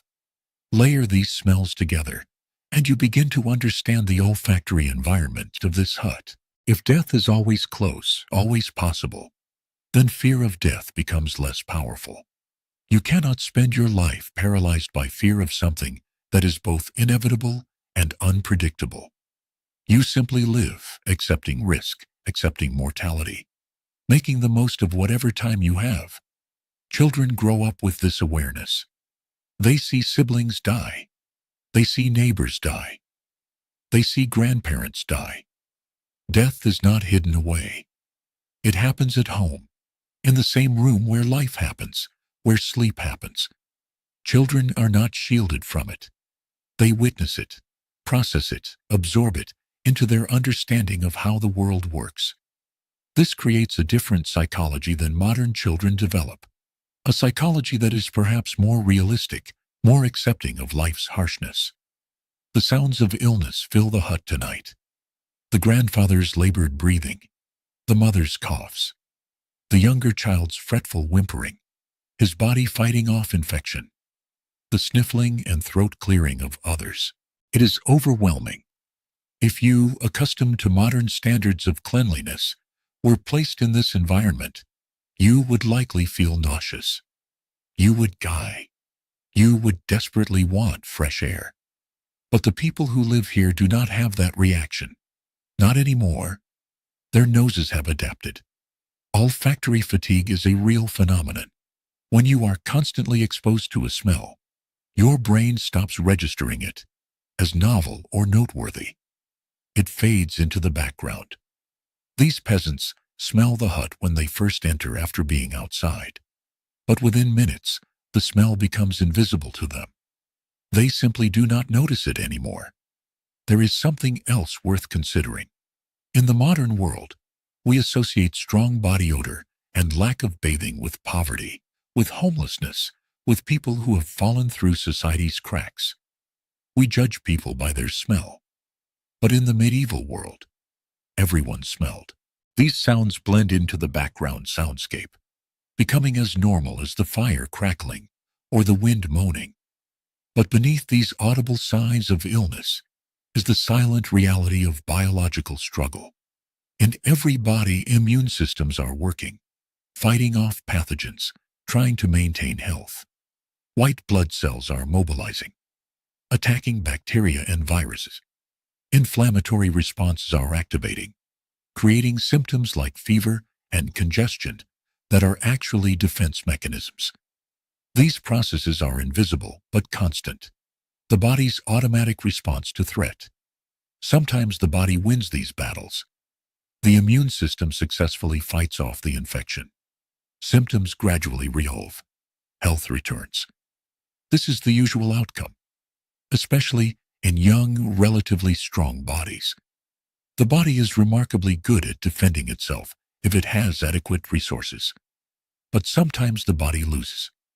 The infection is too strong, or the body is too weak, or luck simply runs against survival. Nobles in their castles smelled, though perhaps slightly less offensively, because they had access to more water and better soaps. But they still did not bathe regularly. They still wore clothes for weeks at a time. Even kings smelled. So smell was not a marker of poverty in the way it is today. It was simply the human condition. No one thought much about it. Or rather, they thought about it in practical terms, about how to mask bad smells with herbs or perfumes, if you could afford them. But not in moral terms. You were not a bad person because you smelled. You just smelled because you were a person. Close your eyes now, if they are not already closed, and simply listen. Just listen. In this medieval hut, as darkness settles completely over the village, as the last traces of twilight fade from the western sky, the world becomes a symphony of sounds. Not pleasant sounds necessarily, not harmonious sounds, but sounds nonetheless. Constant sounds, overlapping sounds. The infection spreads, overwhelms defenses, creates cascading failures in multiple systems. Fever spikes dangerously high. Breathing becomes impossible. The heart stops. Death comes, sometimes quickly, sometimes slowly, but inevitably. Tonight, no one is actively dying, but everyone is vulnerable. The grandfather is closest to the edge, his body failing in multiple ways, any one of which might be the final failure. But even the youngest, healthiest members of the family are only a few days away from serious illness, from the kind of fever or infection that could kill. This is the fragility of life in this era. This is what survival looks like when you have no safety net, no medical care, no way to protect against the thousand ways a body can fail. You simply endure. You hope. You pray. And mostly, through some combination of luck and resilience, you survive. But sometimes you do not. And when you do not, life simply continues for those who remain. Sounds that create a texture, a background, an atmosphere of sound that never truly stops, never truly quiets, never allows for complete silence. Let us begin with the most fundamental sound, the sound that defines life itself. Breathing. 6 human beings breathing in this small space. 6 sets of lungs drawing in smoky air and exhaling it back out. 6 rhythms, each slightly different, creating an uneven pattern of inhalation and exhalation. The father's breathing is the deepest, the slowest. His chest rises and falls in a steady rhythm, perhaps 12 or 13 breaths per minute. Each breath is audible, a soft rushing sound as air moves through his nose and throat.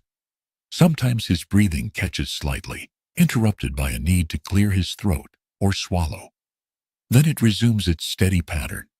In, out, over and over, minute after minute, hour after hour. The mother's breathing is faster, shallower, perhaps 15 or 16 breaths per minute. There is no time for extended mourning. There are still tasks to complete, still survival to achieve. The dead are buried, are mourned briefly, and then life moves on, because it must. Let us examine now the fears that haunt this medieval night, the superstitions and beliefs that shape how the family understands the darkness around them. Fear in this era is not just psychological. It is cosmological, theological, woven into the very fabric of how people understand reality. The darkness is not empty. It is populated, filled with forces both malevolent and benign, both physical and spiritual. Begin with the most immediate fear, the fear of wolves. This fear is entirely rational, entirely justified.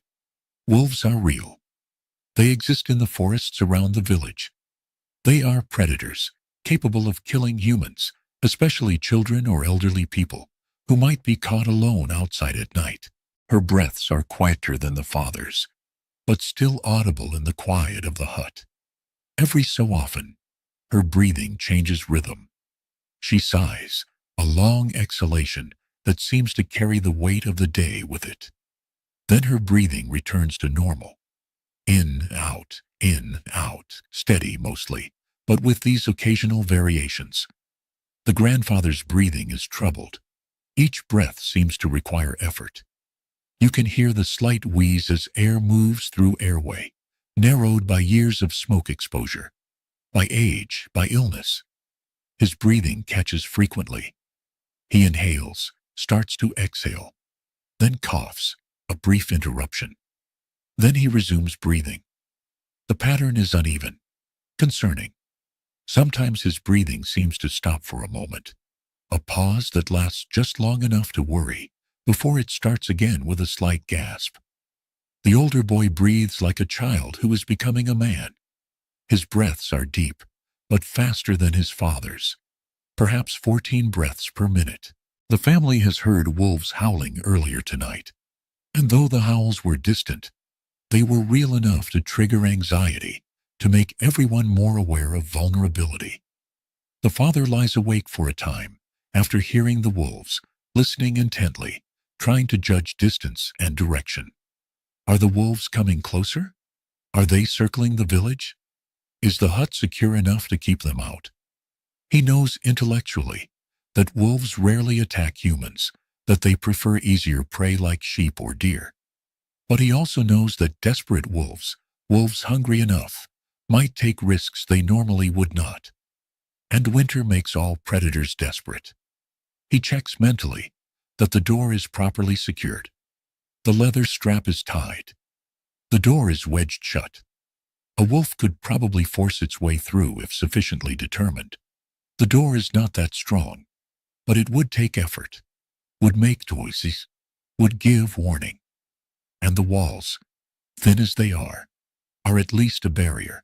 Sometimes he breathes through his mouth, creating a different sound, more open, less controlled. You can hear him occasionally snort or snuffle, adjusting his position, trying to get comfortable. The older girl breathes quietly, evenly. Her breaths are light, almost imperceptible unless you listen carefully. Perhaps 16 or 17 breaths per minute. She is still, mostly, her body relaxed in sleep. Her breathing is the most peaceful of anyone in the family, unmarked by coughs or wheezes or snorts. The younger child's breathing is faster still, perhaps 20 breaths per minute. Children breathe faster than adults. their smaller lungs working more quickly to supply their active bodies with oxygen. His breathing is noisy sometimes, whistling slightly through his nose. He mouth breathes occasionally, and you can hear the soft sound of his lips slightly parted, air moving across them. A wolf would have to work to get through. Probably the wolf would not bother. Probably. This word probably carries enormous weight. Probably the wolves will not come. Probably the hut will hold through the night.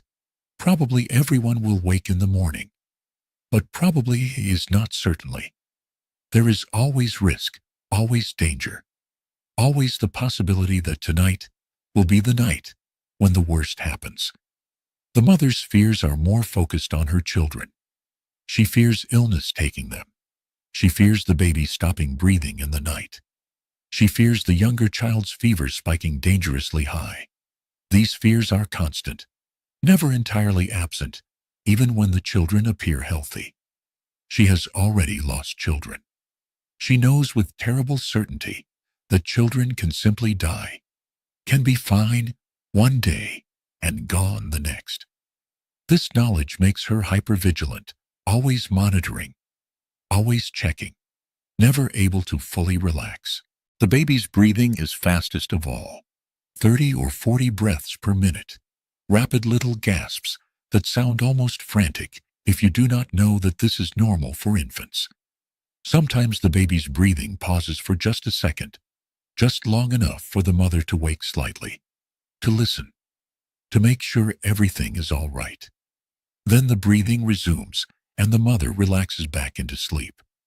These 6 breathing patterns overlap, creating a kind of rhythm.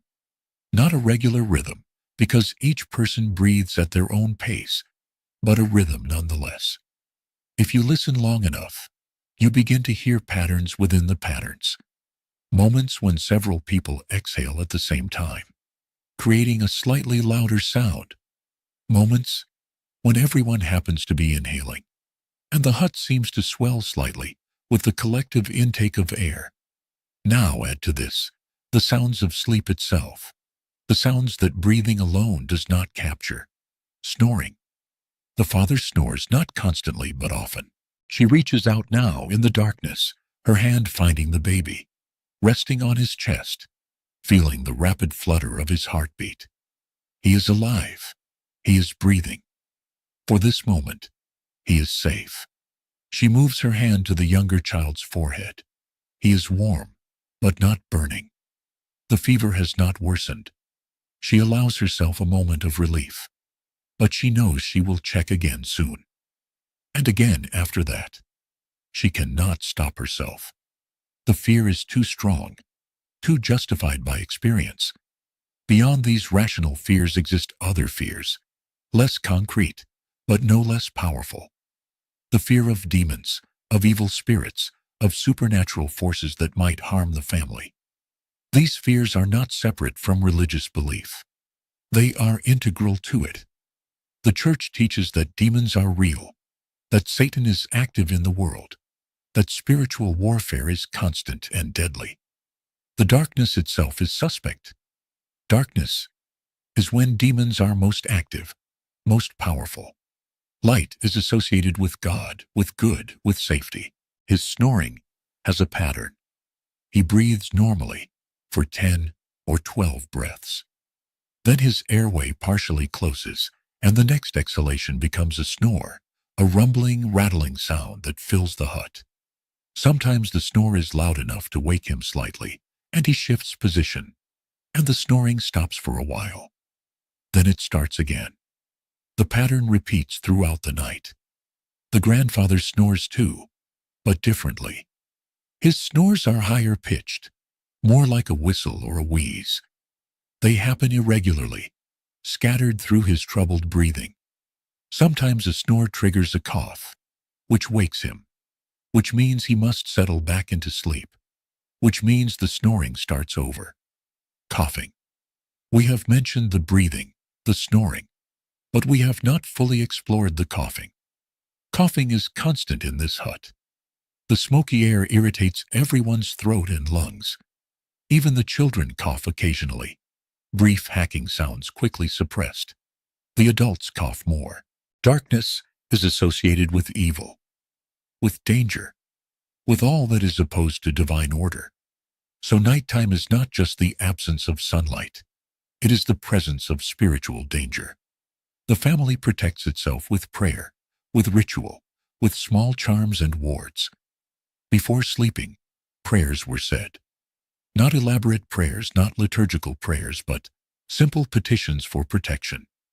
Crosses were traced in the air or marked with soot on the doorframe. These gestures are both spiritual and psychological. They invoke divine protection, but they also comfort the family, give them a sense of agency, a feeling that they have done something to protect themselves. The grandfather, propped against his cloths, whispers prayers through much of the night. Some of these prayers are formal, learned prayers in Latin that he does not fully understand, but has memorized. The Pater Noster, the Ave Maria, short prayers to specific saints. The mother coughs several times an hour, quick little coughs that she tries to muffle in her blanket. The father coughs less frequently but more forcefully, deep chest coughs that shake his whole body.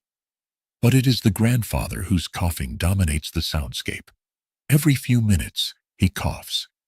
Sometimes it is a single cough, quickly finished. Sometimes it turns into a coughing fit that lasts 30 seconds or more, his body convulsing with the effort of expelling phlegm from his lungs. These coughing fits wake everyone, or at least disturb everyone's sleep. You hear the cough start, hear it build, hear the wet, rattling quality of it, hear him spit into his rag, hear him gasp for breath, hear the cough gradually subside. Then for a few minutes, peace. Then it starts again. These human sounds, breathing and snoring and coughing, create the baseline. They are always present, always there. But layered on top of them are other sounds equally constant. The fire, Saint Christopher, for protection during travel, though they are not traveling. Saint Agatha, for protection against fire. Saint Roch, for protection against plague. The saints are invoked as intermediaries, as helpers, as forces that might intercede on behalf of vulnerable humans. Other prayers are more personal, more spontaneous. Please God, let me see spring. Please God, protect my family. Please God, ease this pain. These prayers are simple, direct, born of immediate need. They are not sophisticated theology. They are the desperate petitions of someone who knows he is dying and hopes for mercy. The mother's prayers focus on her children. Keep them wet. Keep them healthy. Let them grow to adulthood. Let them have better lives than mine. These prayers are repeated night after night, worn smooth by repetition, automatic almost, yet still sincere, still carrying real emotional weight. There are also fears about witchcraft, about curses, about neighbors who might wish the family harm. The fire speaks in its own language, a language of snaps and pops and hisses. When wood is burning, even small pieces of wood, you hear the crackling, a sound like breakfast cereal in milk, but slower, deeper. Each small snap is a tiny bit of moisture in the wood turning to steam and breaking free. Each pop is a pocket of sap heating and exploding. The sound is irregular, unpredictable. You might hear nothing for 30 seconds, and then a series of rapid pops. Then silence again. Then a single loud crack. Peat burning sounds different from wood. Peat smolders more than it burns. It makes a soft hissing sound, almost like a whisper, as it slowly releases its energy. Occasionally a piece of peat splits with a dull crack, quieter than wood splitting, more of a muffled sound. If you listen very carefully, you can hear the slight rushing sound of air being drawn into the fire, feeding it, keeping it alive. The coals themselves make sounds. These fears reflect the tensions that exist in village life. Resources are scarce. Jealousy and resentment are common.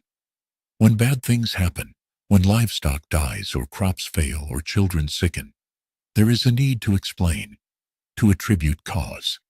Sometimes the explanation is sin, the family's own moral failing. Sometimes it is bad luck, impersonal misfortune. But sometimes it is witchcraft, malevolent magic worked by someone with a grudge. There are women in the village who are suspected of witchcraft.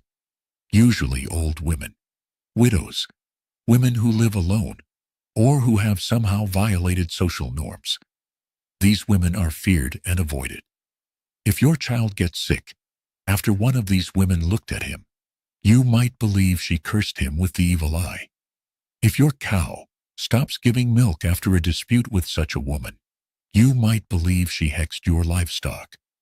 Whether these women actually practice any kind of magic is unknowable and probably irrelevant. When the father stirs the fire, moving coals around, you hear them scraping against each other and against the hearthstones, a grinding, grating sound. When a coal collapses, its structure finally giving way to the heat, you hear a soft crumbling sound, like dry earth being crushed. Now add the animal sounds. 3 animals share this space, and none of them is silent. The pig is perhaps the loudest. Even in sleep, the pig grunts. These are soft grunts, mostly little vocalizations that seem almost conversational, as if the pig is talking to itself. Every few minutes, a grunt. Sometimes a series of grunts. Sometimes a louder grunt that sounds almost like a question. And occasionally, perhaps in response to a dream, the pig squeals, a sharp, startling sound that slices through the other noises and wakes everyone momentarily. The pig snores too. Yes, pigs snore. The pig's snores are wet, bubbling sounds, as if the pig's nose is running and air is moving through mucus. What matters is the belief, the fear, the social mechanism that uses accusations of witchcraft to control behavior and explain misfortune. The family in our hut is not actively worried about witchcraft tonight, but the possibility lurks in the background of consciousness. Be careful who you offend. Be careful who you anger. You never know who might have power to harm you. There are also beliefs about ghosts, about the restless dead, about spirits that might return to haunt the living. Death does not end existence. The soul continues, either ascending to heaven, descending to hell, or perhaps most commonly, entering purgatory, that intermediate state where sins are purged through suffering. But sometimes souls do not go where they should. Sometimes they linger, tied to the living world by unfinished business, or violent death, or improper burial. The family prays for the dead, especially for dead family members. These snores are not constant, but occasional, scattered through the night, adding to the general cacophony. The goat makes different sounds. The goat chews constantly, that sideways grinding motion that ruminants make when chewing their cud. This chewing is surprisingly loud in the quiet of night. You can hear the goat's teeth grinding against each other, hear the wet squelching sound of partially digested food being rechewed, hear the goat's tongue moving the cud around in its mouth. This sound continues for long periods, sometimes half an hour at a stretch, before the goat swallows and settles into quiet for a while. The goat also shifts position regularly. Its hooves scrape against the earthen floor, a sharp scratching sound. Sometimes the goat stands up, and you hear the clatter of hooves. Sometimes it lies back down, and you hear a soft thump as its body settles. The rope that tethers the goat creaks when the goat moves, a squeaking, stretching sound. These prayers are thought to ease the dead's passage through purgatory, to speed their eventual entry into heaven. But the prayers also serve another purpose. They maintain relationship with the dead, acknowledge their continued existence, and hopefully keep them benevolent. You pray for your dead relatives so they will not become vengeful spirits, so they will not return to haunt you. If you hear a sound in the night that you cannot explain, it might be a ghost. If you feel a cold presence, if you wake with a sense of being watched, if you dream of someone who has died, these are all potentially signs of ghostly activity. The family does not actively believe a ghost is present tonight, but they would not be surprised if one were. Ghosts are normal, expected, part of the landscape of existence. Children are especially vulnerable to supernatural threats. Their souls are newer, less firmly anchored to their bodies. The goat bleats occasionally, usually softly. These bleats sound almost questioning, as if the goat is checking whether anyone is awake, whether it is time for food yet. The bleats are brief, lasting only a second or two, but they carry through the hut clearly. The chickens are quieter, but still audible. They cluck softly to themselves, little murmuring sounds that chickens make when they are content. These clucks happen irregularly, scattered through the night. Sometimes you hear the rustling of feathers as a chicken shifts position in its basket or on its roost.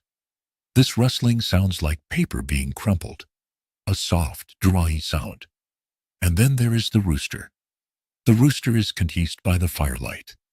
Several times during the night, the rooster decides that dawn is approaching and crows. The rooster's crow in this enclosed space is incredibly loud, cawing, impossible to ignore. Evil spirits might try to steal a child's soul, causing illness or death.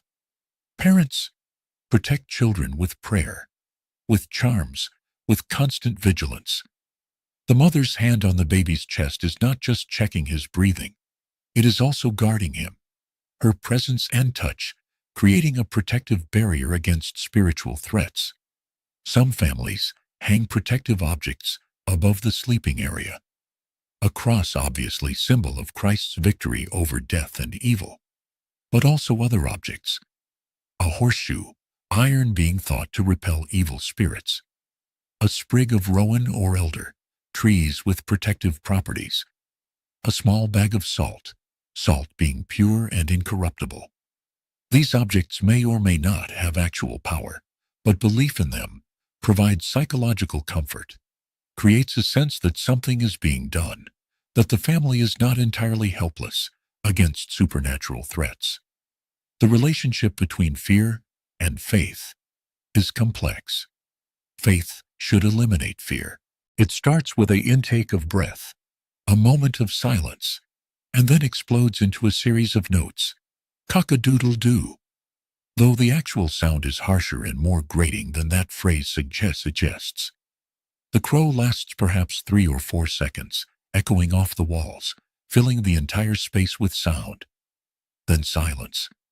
Then often, the rooster crows again, just to make sure everyone heard.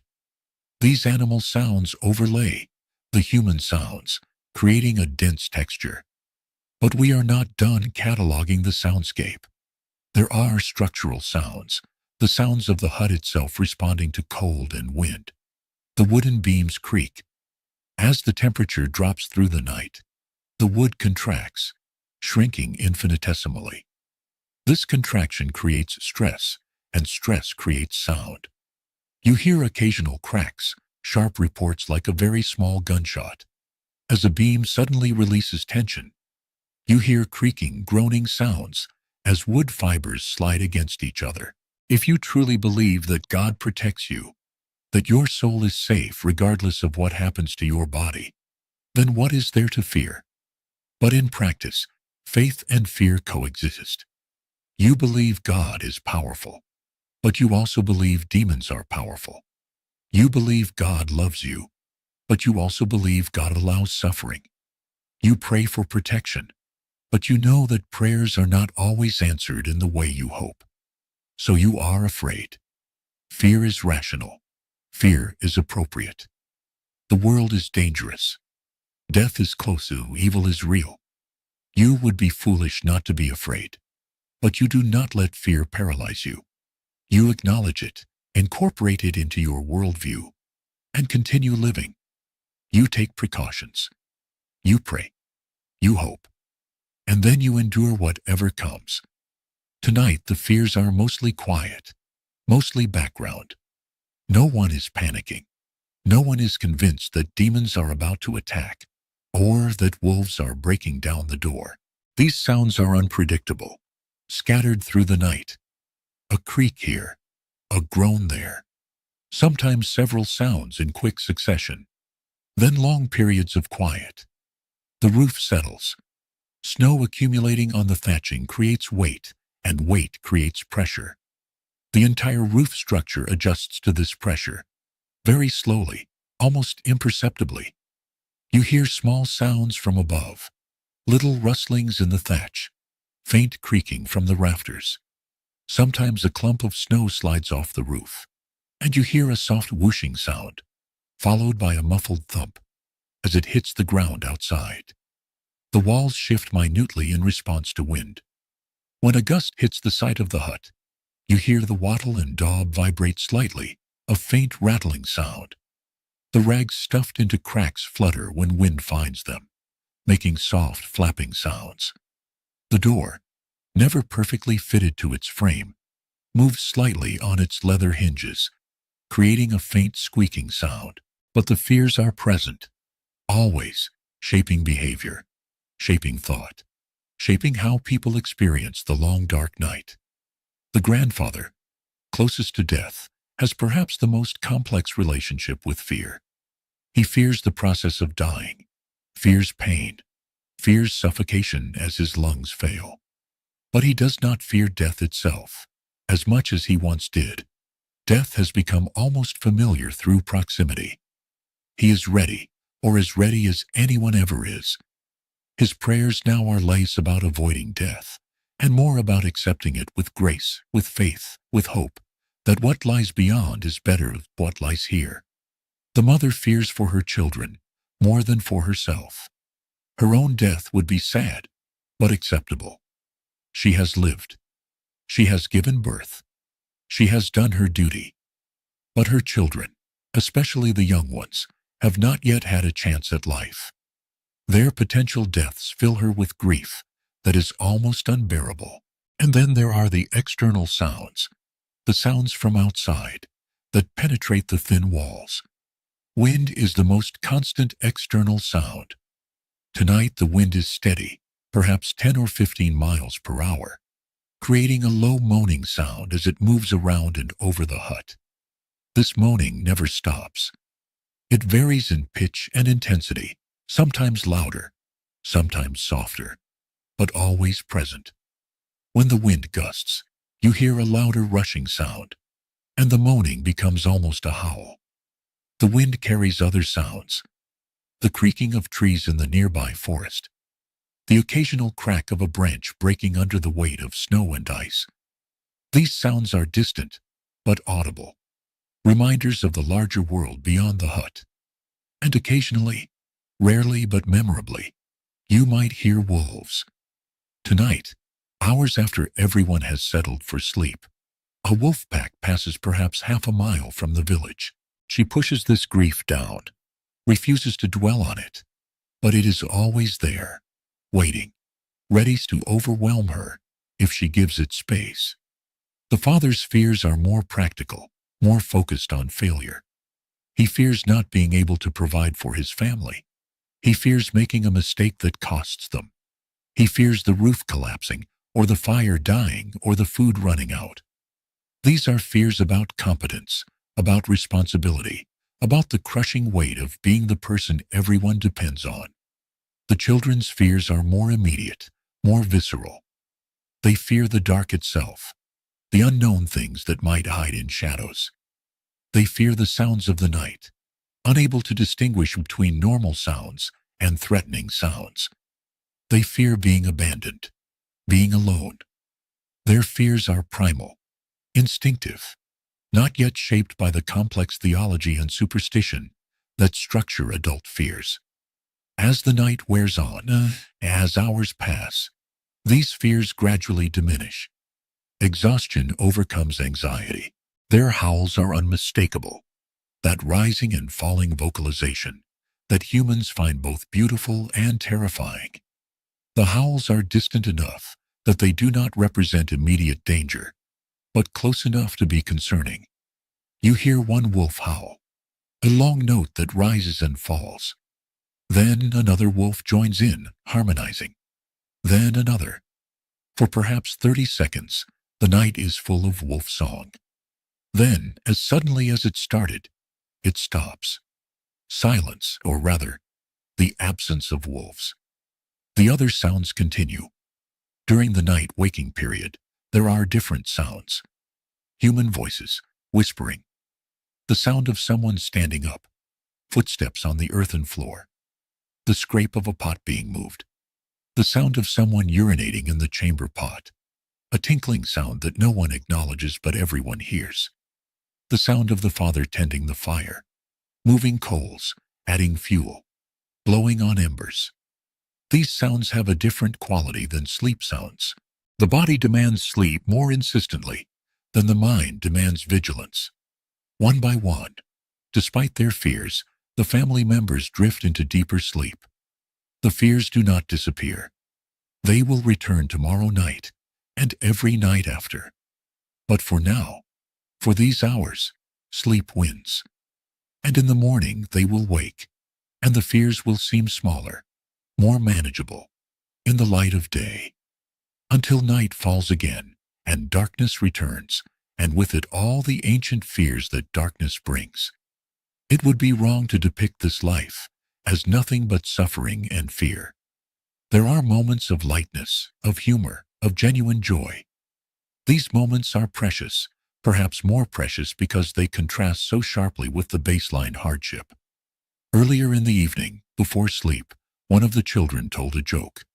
It was a simple joke, silly really, about a man who tried to milk a bull, thinking it was a cow.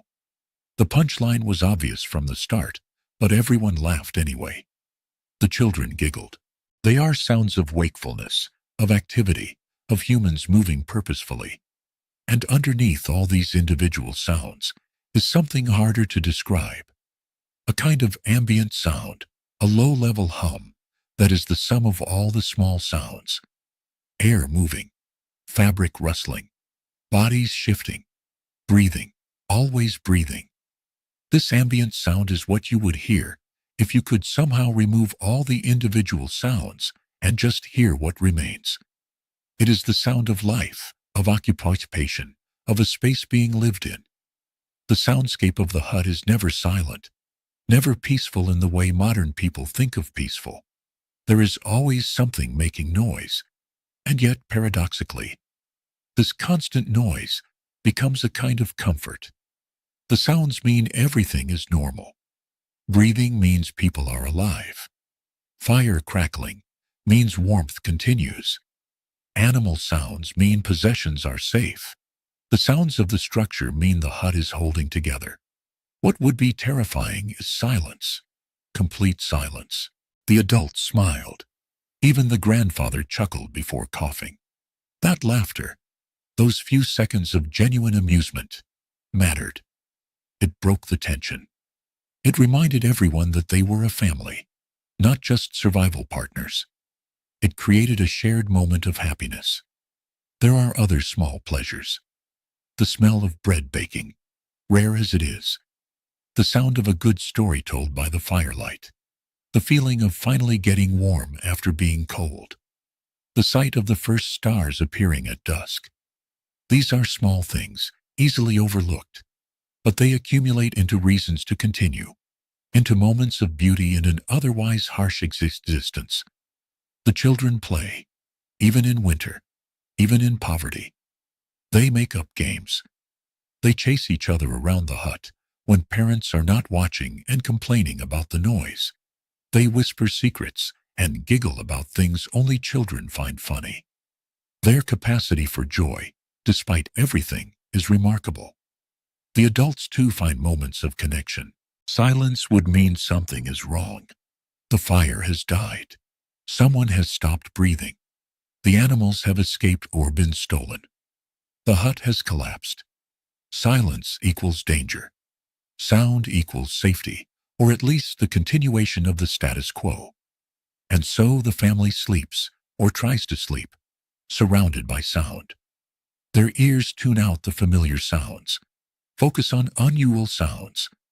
They sleep lightly, always partly listening, always ready to wake if something changes. This is not the deep, oblivious sleep of safety.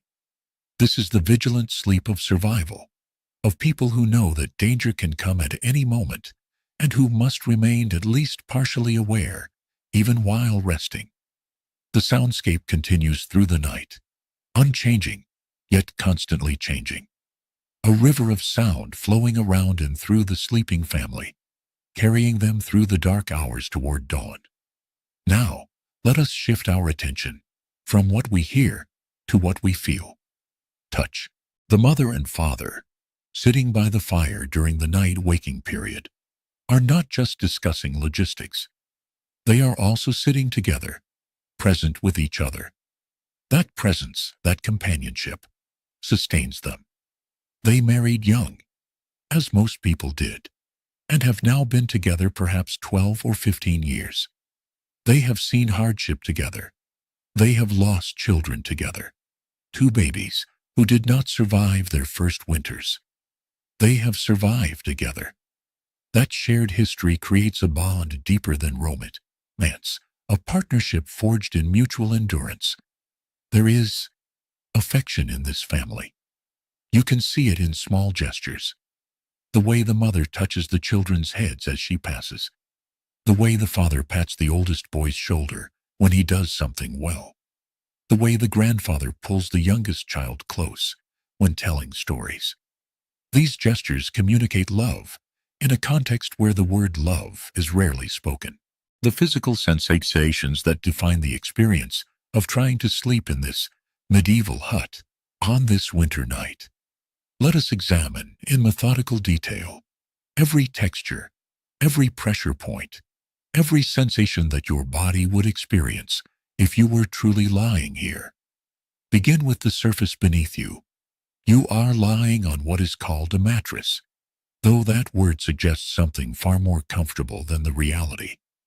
Beneath your body is a large sack, sewn from coarse linen, filled with rye straw. The linen itself has a texture. If you run your hand across it, even in the dark, you can feel the weave. It is not a tight weave like modern fabric. The threads are visible and distinct if you look closely, and you can feel them as ridges under your palm. Some threads are thicker than others. The weave is uneven, showing the hand production, the imperfections that come from making cloth without machines. The linen has been used for months now. Medieval peasants did not have the language of emotions that we have today. They did not analyze their feelings or express them verbally very much. But that does not mean they did not feel. The love is there, in the actions, in the sacrifices, in the daily labor of keeping each other alive. And there is hope, always hope. Hope that spring will come. Hope that the next harvest will be better. Hope that the children will grow up healthy and strong. Hope that life will improve, if not for this generation, then for the next. Hope is irrational, perhaps, given the circumstances. But hope is also necessary. Without hope, despair would be overwhelming. So yes, there is laughter. There is joy. There are moments when the burden lifts slightly and life feels worth living. These moments are brief, but they are real. And they matter. Time is difficult to track in the darkness. Without clocks, without any way to measure hours, you gauge time by feel. It is no longer the pale color it was when new. It is stained with sweat, with dirt tracked in from bodies that are never fully clean, with spots where food was spilled, with the general grime of use. These stains create texture variations. Some areas feel slightly stiffer, where dried sweat has made the fabric rigid. Some areas feel thinner, where constant pressure has worn the weave. Through this linen, you can feel the straw beneath. The straw is no longer fresh. Fresh straw, in October when this mattress was first filled, had a pleasant texture, firm but yielding, with a clean smell and a uniform quality. Now in January, the straw has deteriorated. Months of having bodies lie on it have crushed many of the hollow stalks. What were once round tubes are now flattened, broken, creating a lumpy, uneven surface. Some areas of the mattress are almost entirely flattened, with barely any cushioning left. Other areas still have relatively insate straw and provide slightly more padding. How long have I been lying here? Is it close to dawn? Your body develops an internal sense of time, not precise, but generally accurate. The father wakes again, some internal clock telling him that dawn is approaching. He lies still for a moment, listening. Outside, is there any change in the quality of darkness? Not yet, but soon. He rises quietly, goes to the hearth. The fire has burned very low, just a few coals remaining. He uncovers them, adds kindling, blows gently. The morning fire ritual, performed countless times, requires little thought. His hands know what to do. Soon small flames lick at the kindling. He adds more fuel. Light grows in the hut. The animals stir. The rooster, seeing light, decides it must be dawn. It crows, loud and proud. The father shakes his head, smiling slightly. The rooster is wrong. It is still dark outside. But the rooster does not care. It crows again. The goat stretches, stands, bleats a demand for food. The pig grunts, shifting position. The straw pokes through the linen in places. The fabric has worn thin in spots, and sharp ends of straw stalks protrude. As you lie there, you can feel these stalks pricking your skin. One pokes into your shoulder blade, not painfully, but noticeably. You shift slightly to avoid it, but then another stalk pricks your hip. There is no position where straw does not poke you somewhere. You eventually just accept it. Allow yourself to become accustomed to the constant prickling sensation. Beneath the straw-filled sack is the rope webbing that supports everything. These ropes, threaded through the wooden bed frame, create a grid. The ropes sag, having stretched under months of weight. They form a kind of hammock shape, lowest in the middle. As you lie on the mattress, you can feel the ropes through the straw and linen. They create pressure lines across your back. One rope runs roughly under your shoulder blades. Another runs under your lower back. Another under your thighs. The chickens begin to cluck softly, waking up. The fire grows. The father adds a larger piece of peat. The familiar smell begins to fill the hut again. He sits by the fire, warming his hands, waiting for full dawn. The mother wakes, checks the baby. The baby is warm, breathing well, still sleeping. She rises, joins the father by the fire. They sit together in silence. This is the quiet before the day begins, the last moments of rest before labor resumes. The children begin to wake. The older ones sit up, rub their eyes, cough. The younger child whimpers, not wanting to leave the warmth of the blankets. The mother goes to him, coaxes him up. It is time to race. There is work to do. The grandfather coughs that deep rattling cough. He spits, struggles to sit up. The father goes to help him, supporting his back, helping him shift to a more comfortable position. The grandfather nods thanks, says nothing. Speaking takes energy he does not have. Outside the sky begins to lighten. You can feel each rope as a line of slightly greater firmness, slightly more pressure. The sagging of the ropes means you tend to roll toward the center of the sleeping platform. If you lie near the edge, you can feel gravity pulling you inward, toward where other bodies already lie. To stay at the edge requires conscious effort, bracing yourself against the slope. Most people simply give in and allow themselves to roll to the center, accepting that they will be pressed against others. Now consider the coverings above you. The primary covering is a large woolen blanket. This blanket weighs perhaps 8 or 9 pounds, heavy enough that you feel its weight distinctly. When you first lie down and pull this blanket over yourself, you notice immediately how heavy it is, how it presses down on your chest, your legs, your entire body.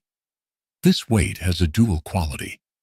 It is restrictive, making movement difficult, making you feel somewhat trapped, not quickly.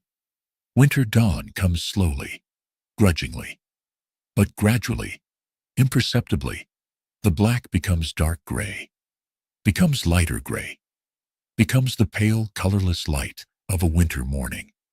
The mother prepares breakfast, such as it is. She ladles what remains of yesterday's pottage from the pot. It has cooled overnight, congealed slightly. She sets the pot back over the rebuilt fire to warm it. They will eat the same food they ate last night because there is nothing else. One by one, the family members rise, relieve themselves in the chamber pot, wrap blankets around their shoulders against the cold, join the circle around the fire. They wait for the food to warm. No one speaks much. Everyone is stiff, tired, hungry. The pottage warms slowly. Finally, the mother judges it ready. She ladles it into wooden bowls, hands them out. Everyone eats quickly, scraping the bowls clean. It is not satisfying, but it is something. After eating, the day's work must begin. But it is also comforting in an odd way, a pressure that is reassuring, grounding, that makes you feel covered, protected. The texture of the wool is coarse, very coarse. Modern wool, even when not fully processed, is softer than this. This wool has been carded and spun, but not treated in any way to soften it. The individual wool fibers are thick and slightly springy. If you were to examine one under magnification, you would see that each fiber has a scaly surface, and these scales catch against each other and against your skin, creating friction. When the blanket moves across your skin, even slightly, you feel this friction. It does not slide smoothly. It drags. It catches. If you try to pull the blanket up to your chin, it does not glide upward. It bunches and pulls, requiring significant effort to reposition. And when it moves across your face, the wool scratches. Not severely, not enough to damage skin, but enough to be constantly aware of it. For the father, this means going outside, checking on the animals that are not kept inside, the larger animals that have their own shelter. He will break ice in the water trough so they can drink. He will check the fuel supply, see how much longer it will last. He will survey the hut's exterior, looking for new damage that needs repair. For the mother, work means tending the fire, preparing food, spinning or carding wool if there is time. 100 small tasks that keep the household functioning. For the children, work means helping with whatever they are told to help with, fetching water, gathering any available fuel, watching younger siblings. Everyone is reluctant to begin. The sleeping platform, cold and uncomfortable as it is, represents rest. Rising means returning to labor, to cold, to difficulty. But there is no choice. You cannot stay in bed all day. Survival requires work. One by one, they leave the sleeping platform, begin their tasks. The wool against your cheek, against your forehead, against your lips, feels rough, almost scratchy, slightly irritating. The blanket also has a smell that you can detect when your nose is pressed close to it, which it often is, as you burrow down seeking warmth. It smells of sheep, that distinctive lanolin odor, oily and animal. It smells of smoke, having absorbed years of hearth smoke. It smells of human bodies, of sweat and breath, and the general odor of people. These smells are not strong individually, but combine into a complex scent that is both familiar and slightly unpleasant. Beneath the wool blanket, against your body, you are wearing clothing. You have not changed clothes for bed. You are wearing the same tunic